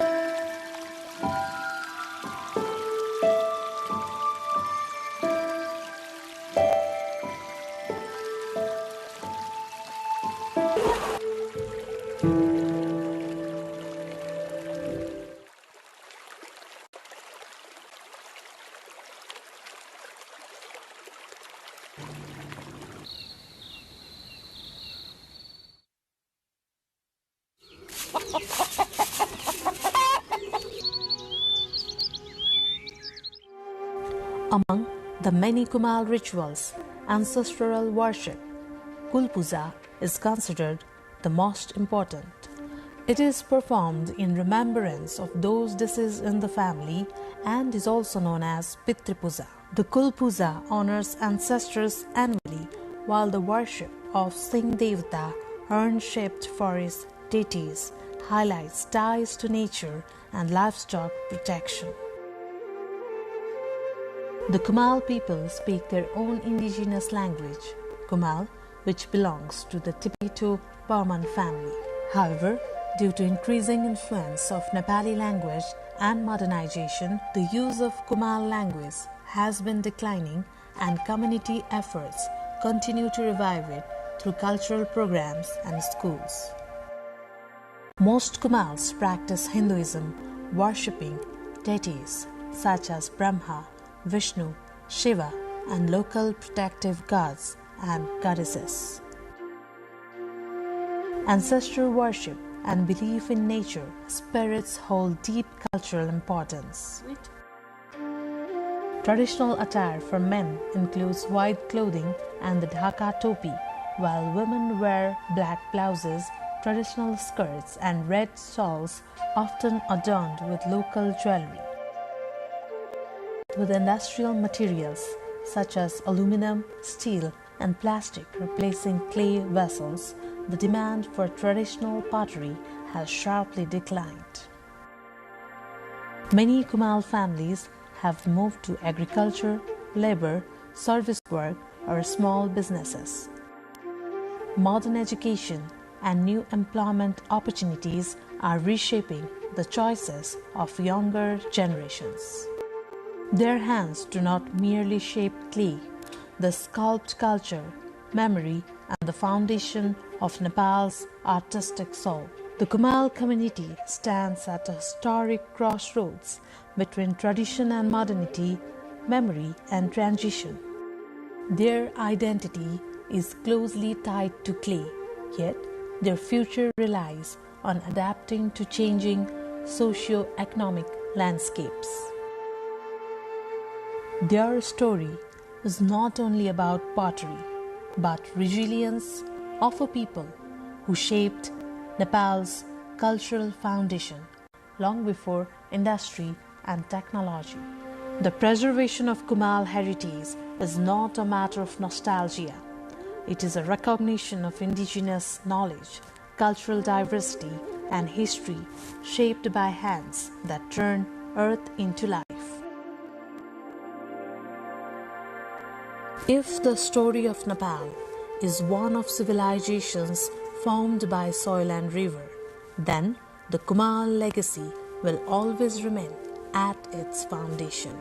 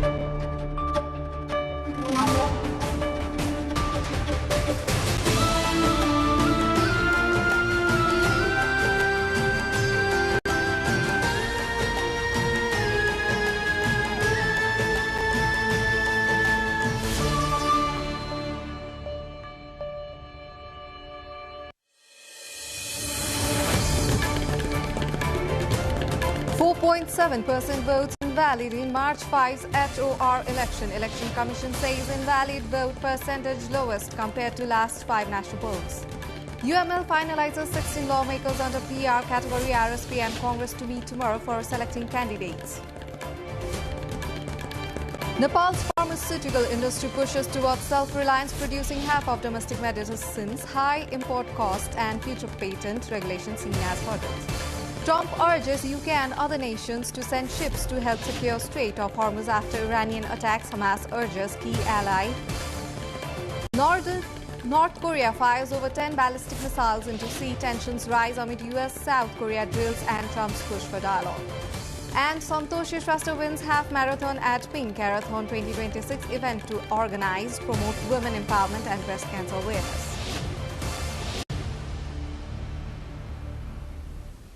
Good evening, I'm Suveksha Rajak and you are watching NTV World News Hour, coming up to you live from Kathmandu at 2200 hours Nepal time. Now the news in details. The Election Commission of Nepal has said that 4.7% votes have been invalid in the House of Representatives member election held on March 5. According to the Commission's assistant spokesperson, Kul Bahadur GC, this percentage includes invalid votes from both first past the post and proportional representation electoral systems. The percentage of the invalid votes in the House of Representatives member elections held in 2022 was 5.06%, while in the HOR election of 2017 it was 5.18%. In the second Constituent Assembly member election held in 2013, 4.96% votes were invalid. Similarly, in the first Constituent Assembly election in 2008, 5.15% votes were invalid. According to the Commission, fewer votes were invalid this time compared to the previous 5 elections of Nepal.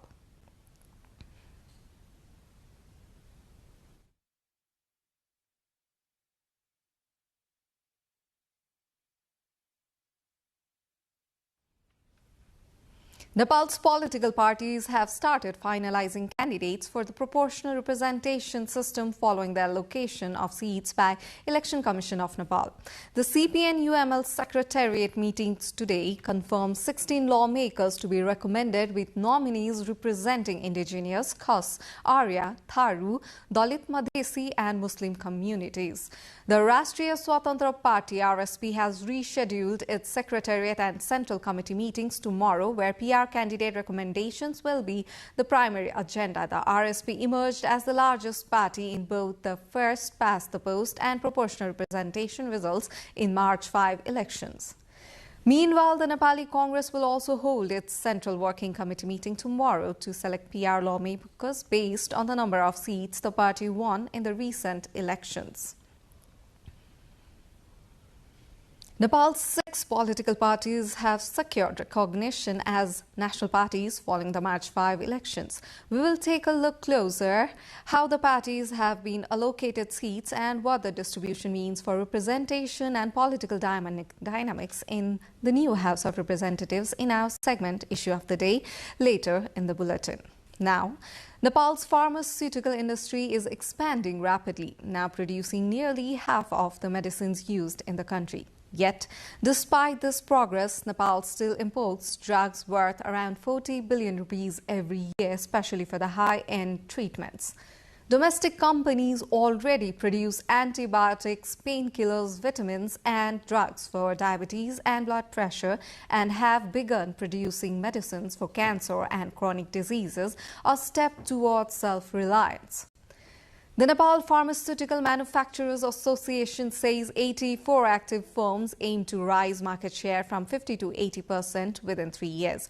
But experts warn stricter patent rules could pose challenges once WTA waivers expire.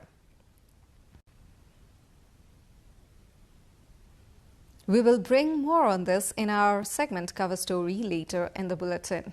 Now, US President Donald Trump has called on UK and other nations to send ships to help secure the Strait of Hormuz, the capital choke point for global oil supplies, disrupted by the Middle East war. 6 ships were attacked in the Gulf in less than 48 hours after Iran's new supreme leader Mojtaba Khamenei vowed to keep blocking the strait in his first public statement on Thursday.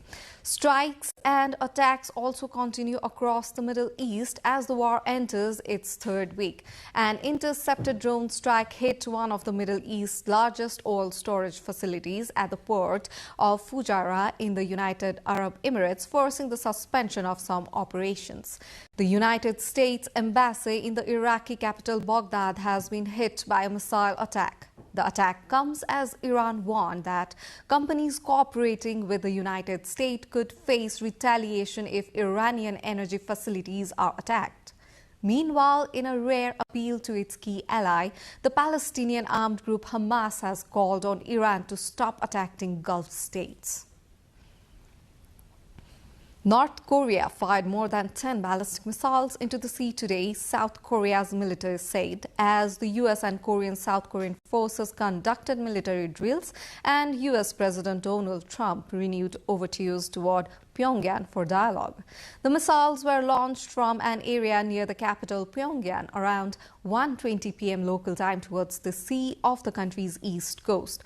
North Korea has test-launched a wide range of ballistic and cruise missiles for more than 2 decades in a push to develop the means to deliver nuclear weapons, which is believed to have successfully built.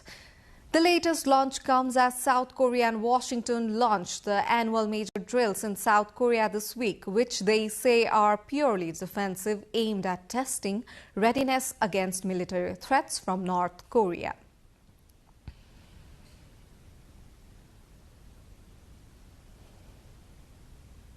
Santoshi Shrestha, a runner from Nepal's Thading district, secured first place in the 21.1-kilometer half marathon at the Pink Marathon held in central Lalitpur district today. Similarly, Rajya Lakshmi Rawal of the Nepali army finished second, while Saraswati Bhattrai, also from the Nepali army, came third under half marathon category. The event was organized with an objective of promoting women empowerment and raising awareness about breast cancer. It featured a 21.1-kilometer half marathon, a 10-kilometer race, and 5-kilometer and 3-kilometer fun runs to encourage wider public participation. Under the 10-kilometer race, Nirmala Kesi of the Nepal Army claimed first place, followed by Asha Raut of the Armed Police Force in the second position and Sumitra Chaudhary of the Nepal Police in the third position. And with 6 political parties now officially recognized as national parties following the March 5 HOR election, the debate over what it truly means to hold national party status has taken center stage. Coming up in our Issue of the Day segment, we'll dive into why recognition matters, how it shapes Nepal's political landscape, and what challenges lie ahead. Stay tuned with us. We will be right back after this break.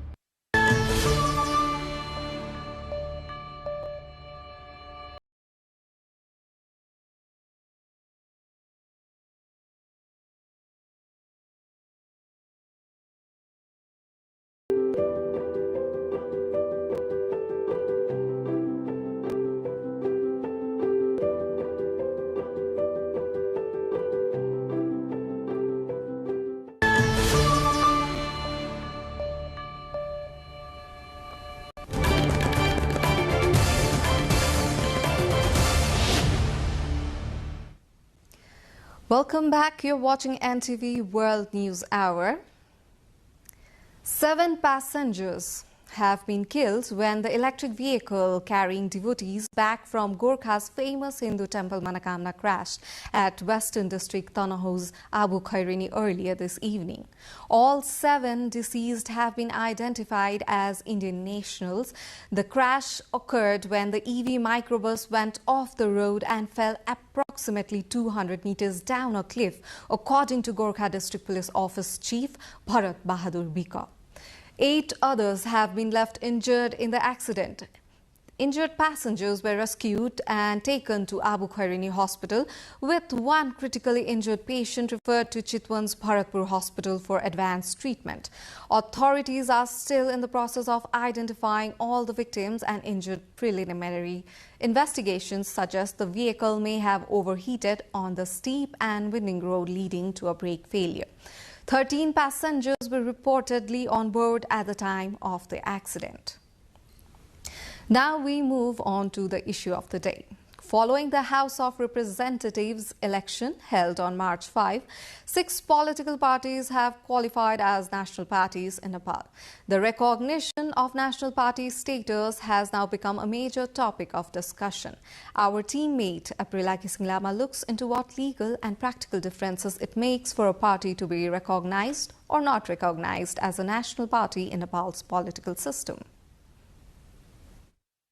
Under Nepal's mixed electoral system, a political party is recognized as a national party only if it meets 2 conditions. It must win at least 1 seat in the direct first-past-the-post election and secure at least 3% of the total votes under the proportional representation system. This means a party can win several direct seats but still fail to gain national status if it does not cross the 3% proportional vote threshold. Likewise, a party that receives more than 3% of proportional votes but fails to win at least 1 direct seat cannot be recognized as a national party. In the 2022 general election, CPN Unified Socialist won 10 direct seats but failed to cross the 3% proportional threshold and therefore did not qualify as a national party. In contrast, in the latest election, the Rashtriya Prajatantra Party crossed the 3% proportional vote threshold despite winning only 1 direct seat, allowing it to obtain national party status.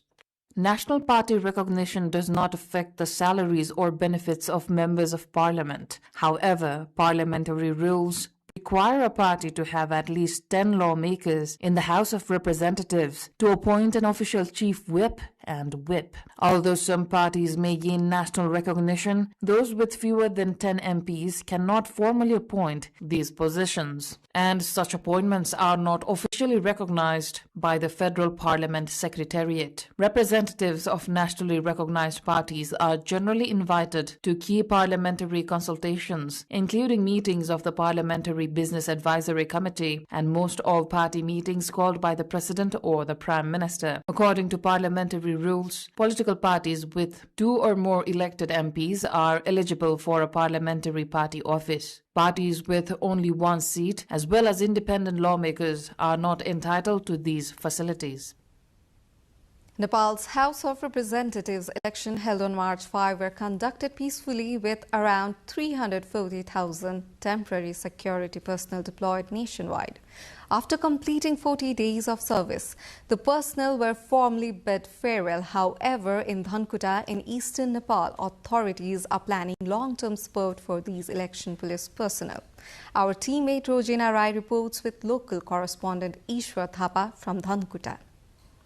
Temporary security personnel hired for the House of Representatives elections on March 5th have completed their 40-day service. They were formally bid farewell through various functions across the country. However, in eastern Nepal's Dhankuta, a different scene unfolded as the local government prepared to provide specialized training in various categories to link them to employment and entrepreneurial opportunities.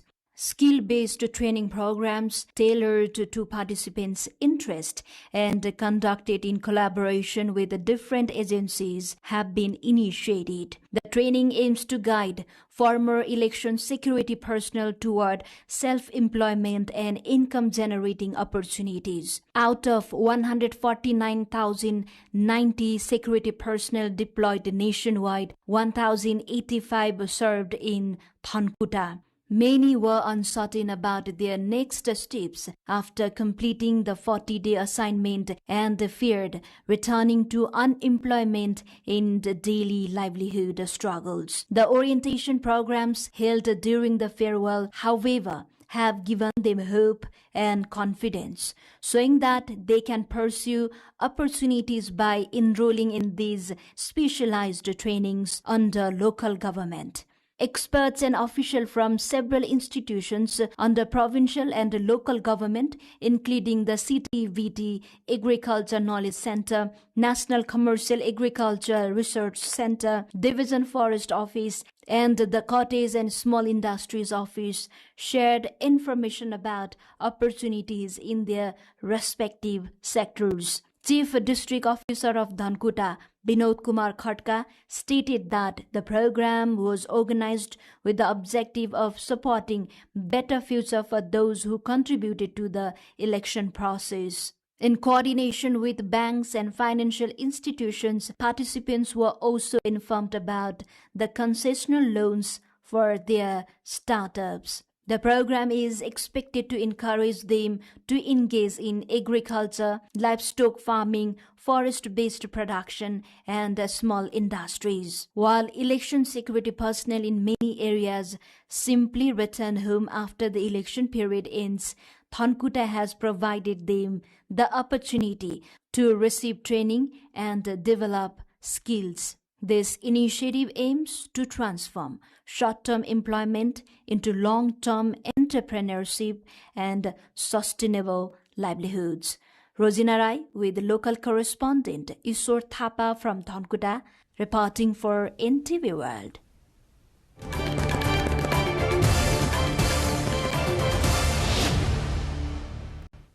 That was the end of our Issue of the Day segment. Now, Nepal's pharmaceutical sector is racing ahead, producing nearly half of the medicines used in the country and even stepping into treatments for cancer and chronic diseases.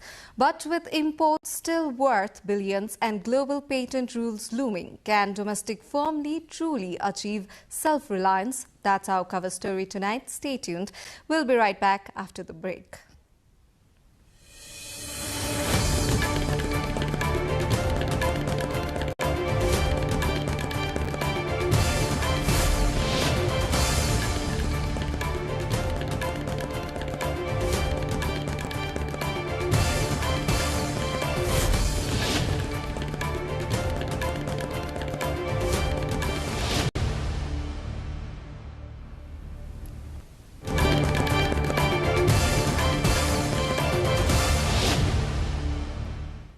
Welcome back. Welcome back. You're watching NTV World News Hour and it's time for our cover story. Nepal's pharmaceutical industry has been steadily expanding, now producing around half of the medicines used in the country. Yet despite this growth, Nepal still imports medicines worth billions of rupees every year, particularly for high-end treatments. Our colleague Diksha Avasti brings more.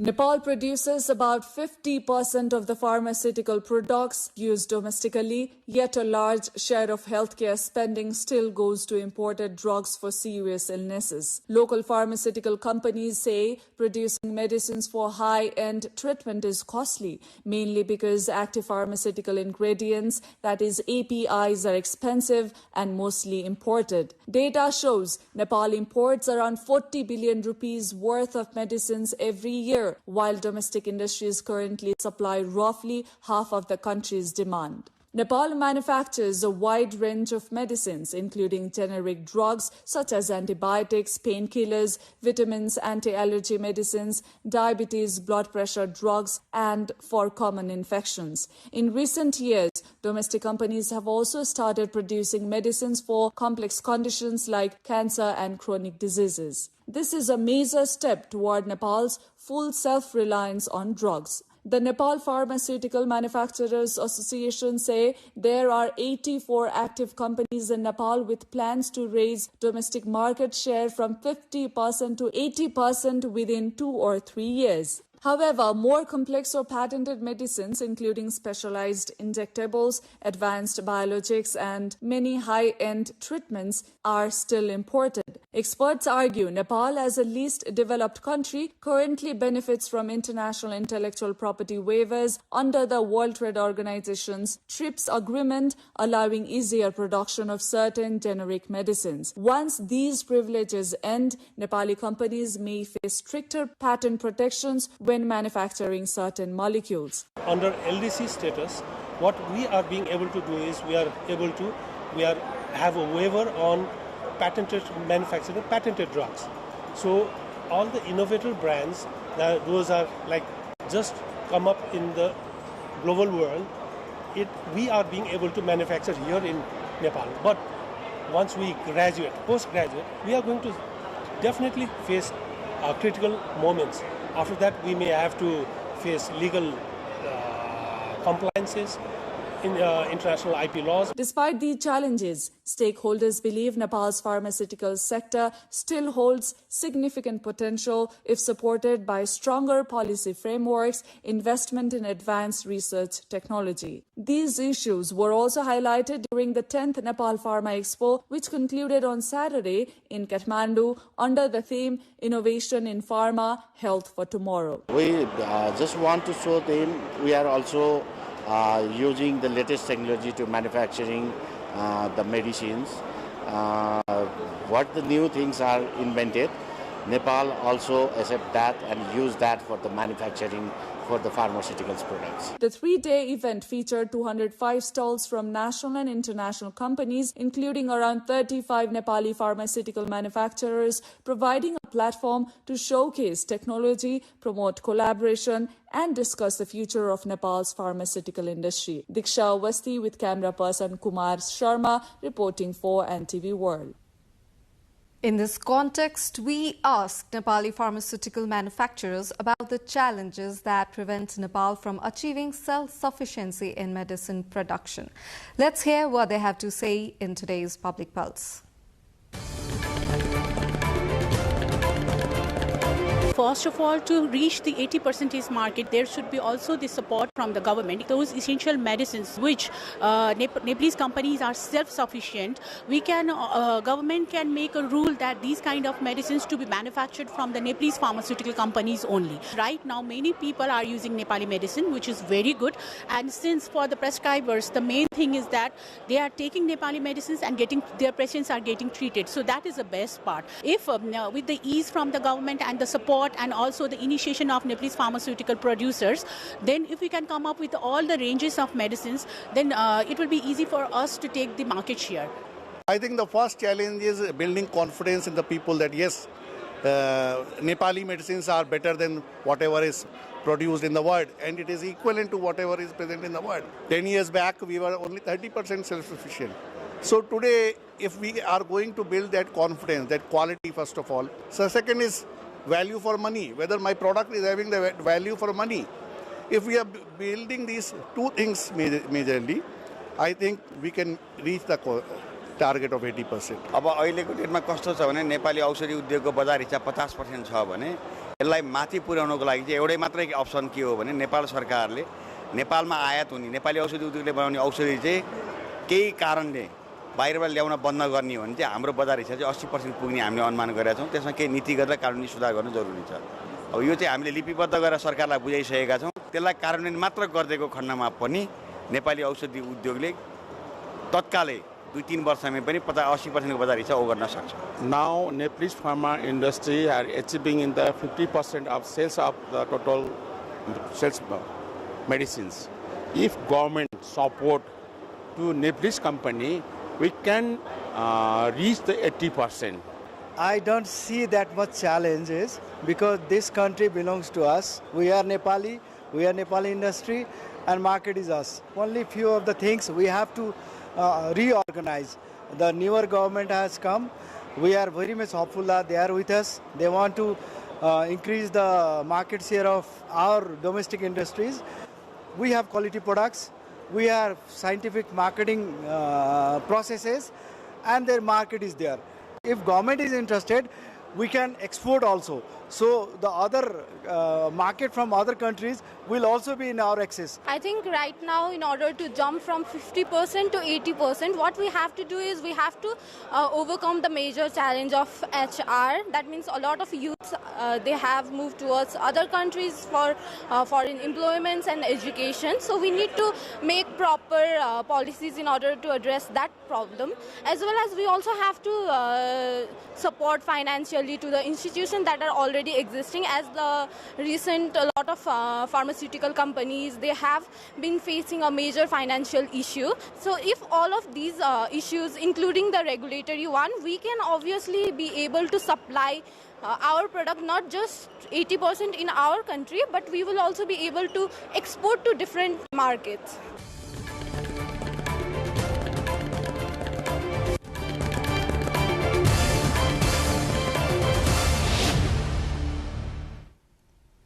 That was the end of our cover story. Now to more updates. Nepal's Ministry of Health and Population has released details of individuals injured during the Gen Z movement on September 8 and 9. Health Ministry's spokesperson Dr. Prakash Burathoki said the data was collected from hospitals where the injured received treatment during the protest. A total of 2,638 people were treated across 99 hospitals nationwide.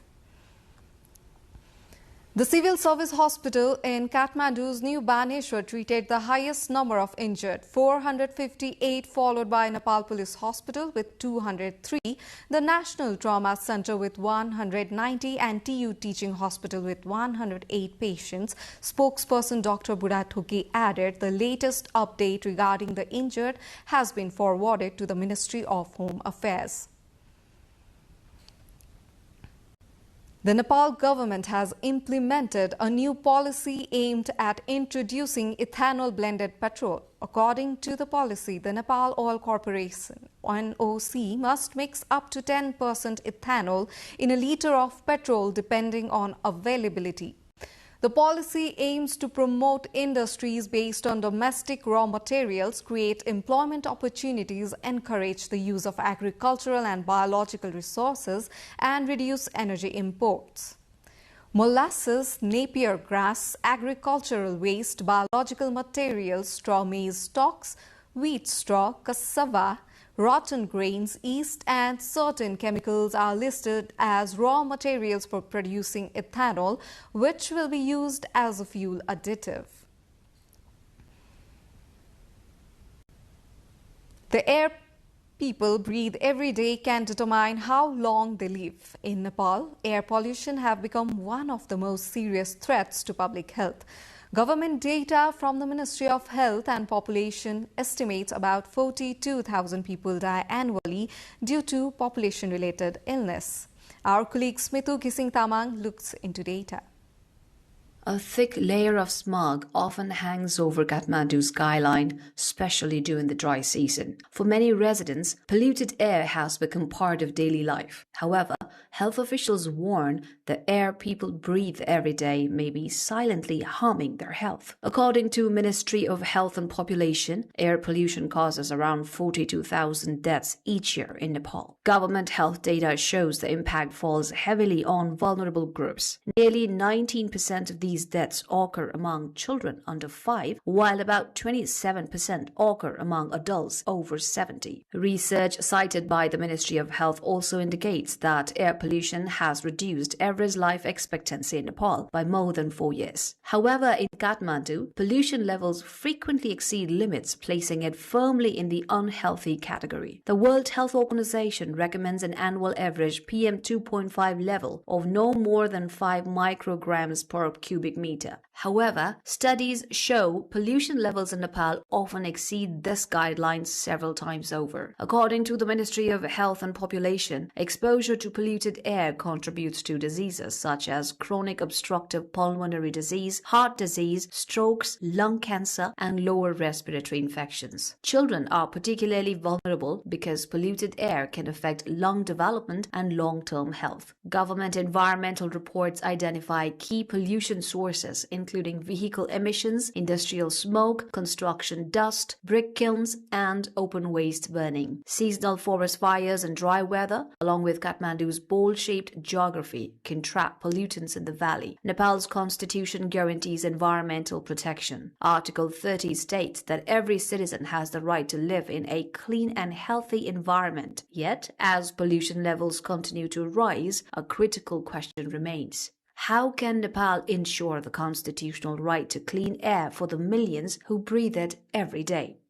Smithu Gising-Tamang reporting for NTV World. Youth groups stage a protest in Kathmandu today demanding stricter action against the perpetrators of the Inisha Bika murder case. Demonstrators have called for a thorough and impartial investigation into the case. They also demanded legislation to impose the death penalty on rapists and raised slogans against violence toward women and Dalits while urging swift for justice for the victims. 16-year-old Inisha Bika was found dead in a community forest in Western District Surkhet's Virendranagar. A post-mortem report indicated that she died from excessive bleeding following sexual assault. Nepal police is continuing its investigation into the case. The 12th World Conference and Unity Convention of the Non-Resident Nepali Association (NRNA) has kicked off in Kathmandu from today. The event was inaugurated by Foreign Minister Balananda Sharma, who highlighted the role of non-resident Nepalis as partners in Nepal's overall development under the country's constitution, policies and sectoral laws. Addressing concerns over ongoing conflicts and instability across the world, Minister Sharma said the safety of Nepali citizens abroad remains a priority. The conference, which will run until March 16, will feature sessions on non-resident citizenship, constitutionally guaranteed economic, social and cultural rights and investment opportunities. The event will also elect the NRNA's new leadership.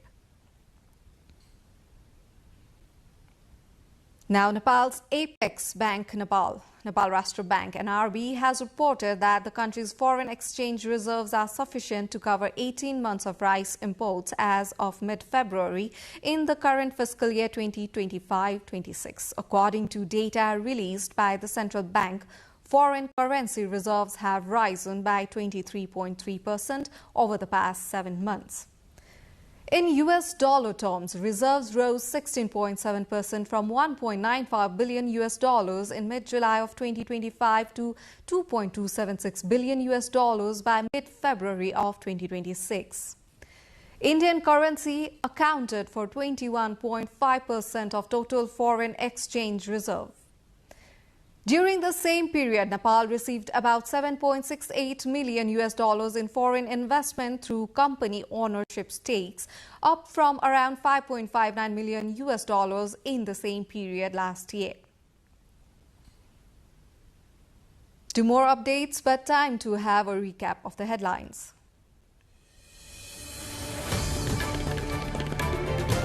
4.7% votes invalid in March 5's HOR election. Election Commission says invalid vote percentage lowest compared to last 5 national polls.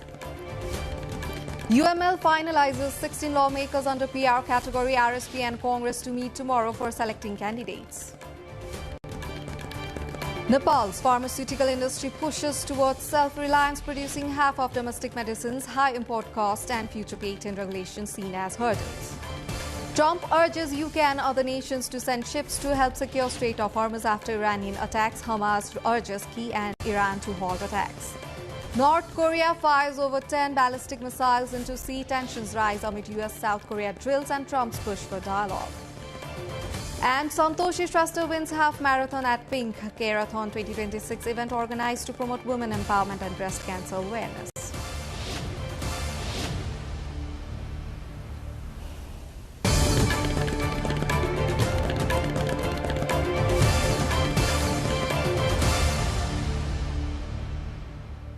Now to more international updates. Israeli Defense Minister Israel Katz said the war with Iran is entering a decisive phase as tensions escalate in the regional conflict.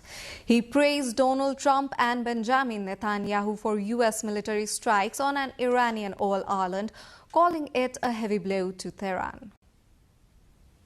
המאבק העולמי והאזורי מול איראן, אותו מובילים נשיא ארצות הברית דונלד טראמפ וראש ממשלת ישראל בנימין נתניהו, עולה מדרגה ונכנס לישורת ההכרעה שתימשך ככל שידרש. אני מברך את הנשיא טראמפ על המכה הקשה שהנחית הלילה צבא ארצות הברית על אי הנפט האיראני.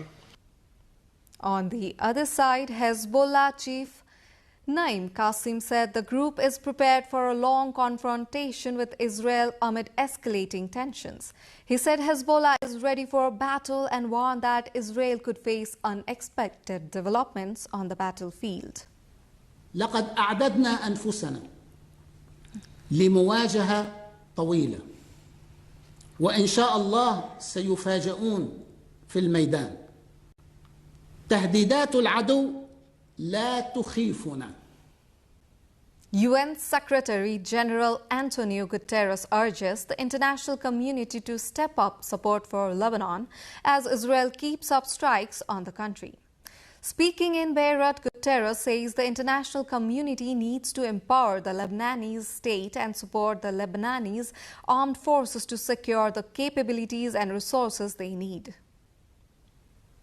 Stop the fighting. Stop the bombing.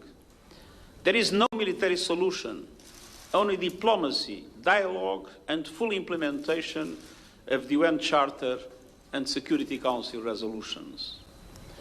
The diplomatic avenues are available. China's National Medical Products Administration, NMPA, on Friday issued marketing approval for the world's first invasive brain-computer interface, BCI, medical device offering new hope for patients with paralysis to restore hand function by using brain signals. The new to-the-world product fills a critical void in both the domestic and international medical landscape, according to the administration. For patients with spinal cord injuries, especially those who have been injured for more than a year, the difficulty of neurological recovery is extremely high. The new device might help more people reignite the hope of life, as China now has 3.74 million spinal injury patients with 90,000 new cases annually. The device can acquire electroencephalogram signals without touching brain tissue or damaging neurons, minimizing surgical trauma while ensuring long-term stability and reliability. Spanish choreographer Marcos Morao is presenting 2 works in Paris this month, including his first collaboration with the Paris Opera Ballet in a high-profile cultural moment for the city's dance season. 43-year-old Morao, whose multidisciplinary work spans choreography, stage direction, movement and visual design, has joined the Paris Opera Ballet roster with Etude, a new piece that opened earlier this month at the Palais Garnier. The work, described by Morao as a dramatic journey through a dancer's professional life from first bow to final exit, runs through March 27 as part of the company's Impression program. His approach often blends movement with striking visual and theatrical elements. His engagement with the Paris Opera Ballet comes at a moment of renewed interest in contemporary voices within the historically classical company, which seeks to diversify the repertoire and attract broader audiences.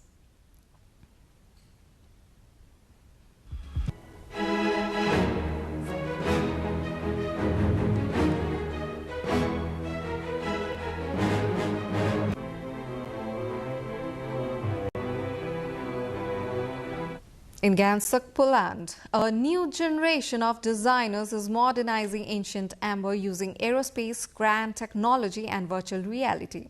At the Academy of Fine Arts, students utilize CNC milling and 3D printing to transform Baltic gold into minimalist, high-tech jewelry far removed from traditional souvenirs. While amber has been prized for 40 million years for its unique fingerprints, these budding artists are hacking state-of-the-art tools and AI to push the material's creative limits. The goal is to bridge the gap between historic trade routes and contemporary ready-to-wear galleries, ensuring the fossilized resin remains relevant for the modern consumer.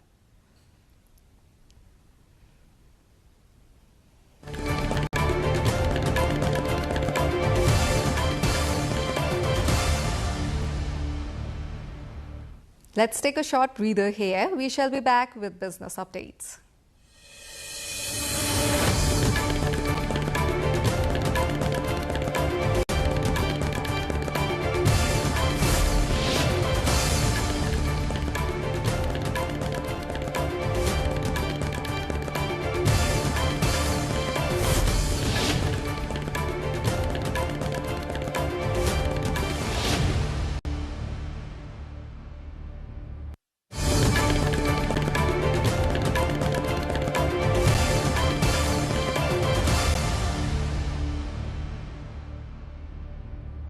The Middle East conflict has triggered the largest oil supply disruption in history, sending Brent crude above $103 a barrel. With the Strait of Hormuz closed, 20% of global energy is stranded, wiping $3.2 trillion off global markets. Despite emergency reserve releases, analysts warn that skyrocketing costs could spark a major global recession and record inflation.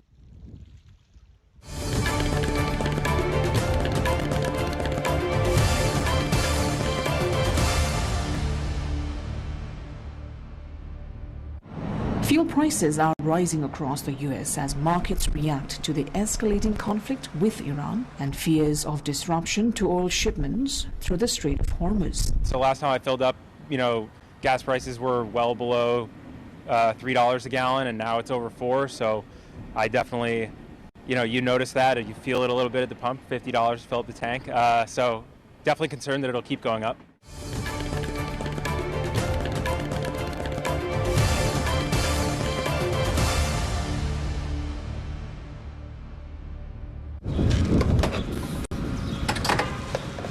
In the wake of rising fuel prices, German drivers have begun crossing to Poland for cheaper fuel, as no alternative seems on site. Na, solange Krieg ist, sollten sie versuchen, uns ein bisschen zu helfen. Ganz einfach. Ne? Entweder Steuern runternehmen oder eine Förderung geben. Ja? Solange der Krieg da ist, wir können nichts dafür, dass der Krieg da ist. Ne? Und deswegen sollten sie schon was machen. Also es ist ja nicht die Alternative, nach Polen zu fahren und zu tanken.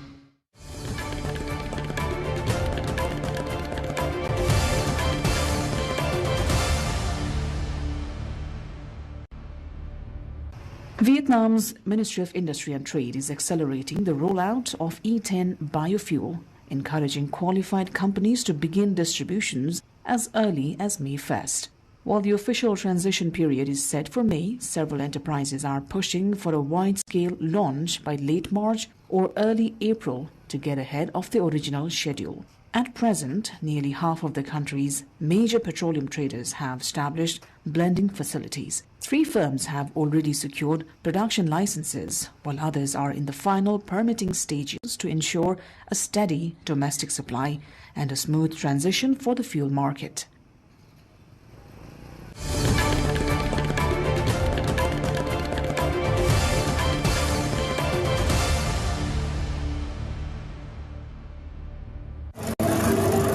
In Gaziantep, Turkey, businesses are ramping up production of yuvalama, a traditional dish essential for Eid al-Fitr, which begins this year on March 20. Made from tiny hand-rolled dough balls of semolina and rice flour mixed with lamb, nearly 100 tons of this specialty are consumed across the city every year. Known as Turkey's gastronomy hub, Gaziantep sees such high demand that restaurants and new businesses are working overtime to meet holiday orders. For many local families, the morning of Eid officially begins with a bowl of this dish rather than a traditional breakfast.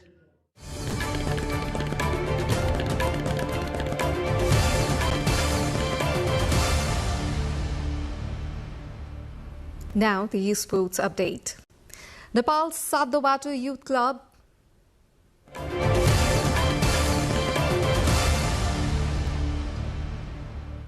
Nepal's Sadobatu Youth Club and Jagriti Club played out a 1-1 draw in today's match of ANFA National League underway in Kathmandu. The match held at the ANFA complex in Lalitpur Sadobatu saw Jagriti take the lead in the first half with a goal from Bikram Thokar. However, Sadobatu equalized early in the second half when Arun Lama scored in the 48th minute to level the game at 1-1. With this draw, Jagriti Club earned its first point of the tournament after 10 matches, while Sadobatu Youth Club, also having played 10 matches, remains on 8 points. Machindra Football Club leads the league with 25 points from 10 matches, followed closely by APF in second place with 1 point less.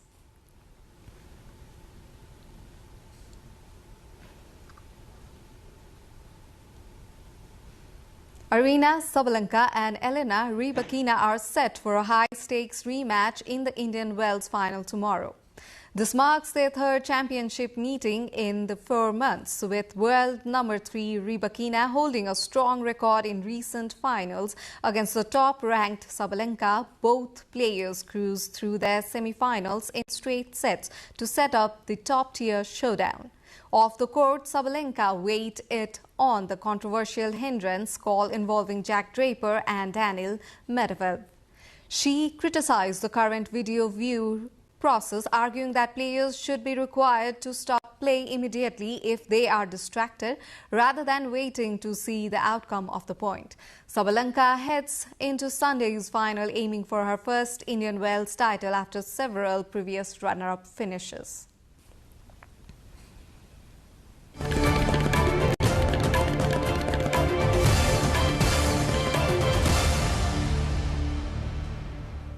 And now it's time for weather updates, first from Nepal and then across the world.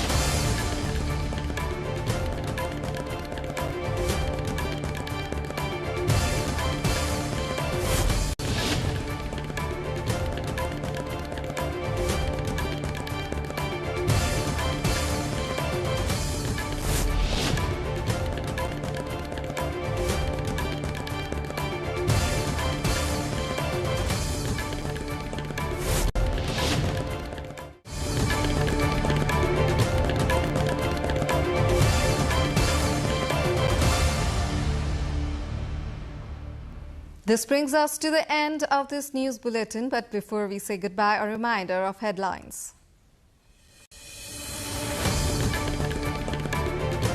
4.7% votes invalid in March 5's HOR election. Election Commission says invalid vote percentage low compared to last 5 national polls. UML finalizes 16 lawmakers under PR category. RSP and Congress to meet tomorrow for selecting candidates.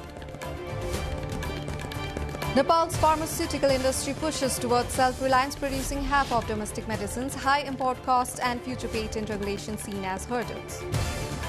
Trump urges UK and other nations to send ships to help secure Strait of Hormuz after Iranian attacks. Hamas urges key ally Iran to halt attacks.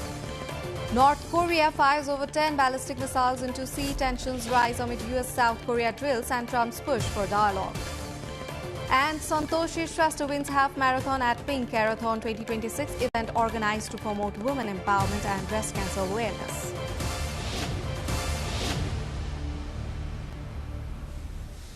That's all for the moment here on NTV World. Do join us through our social media and get the latest updates from our official website, nepaltelevision.com. I'm Suviksha Rajak and thank you for staying with us here. Good night.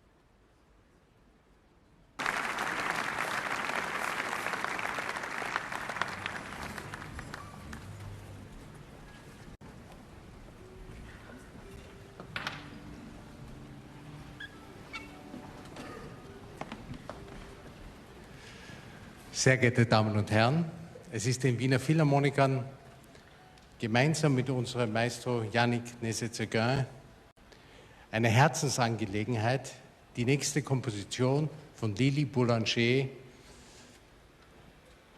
der allgemeinen Erklärung der Menschenrechte zu widmen.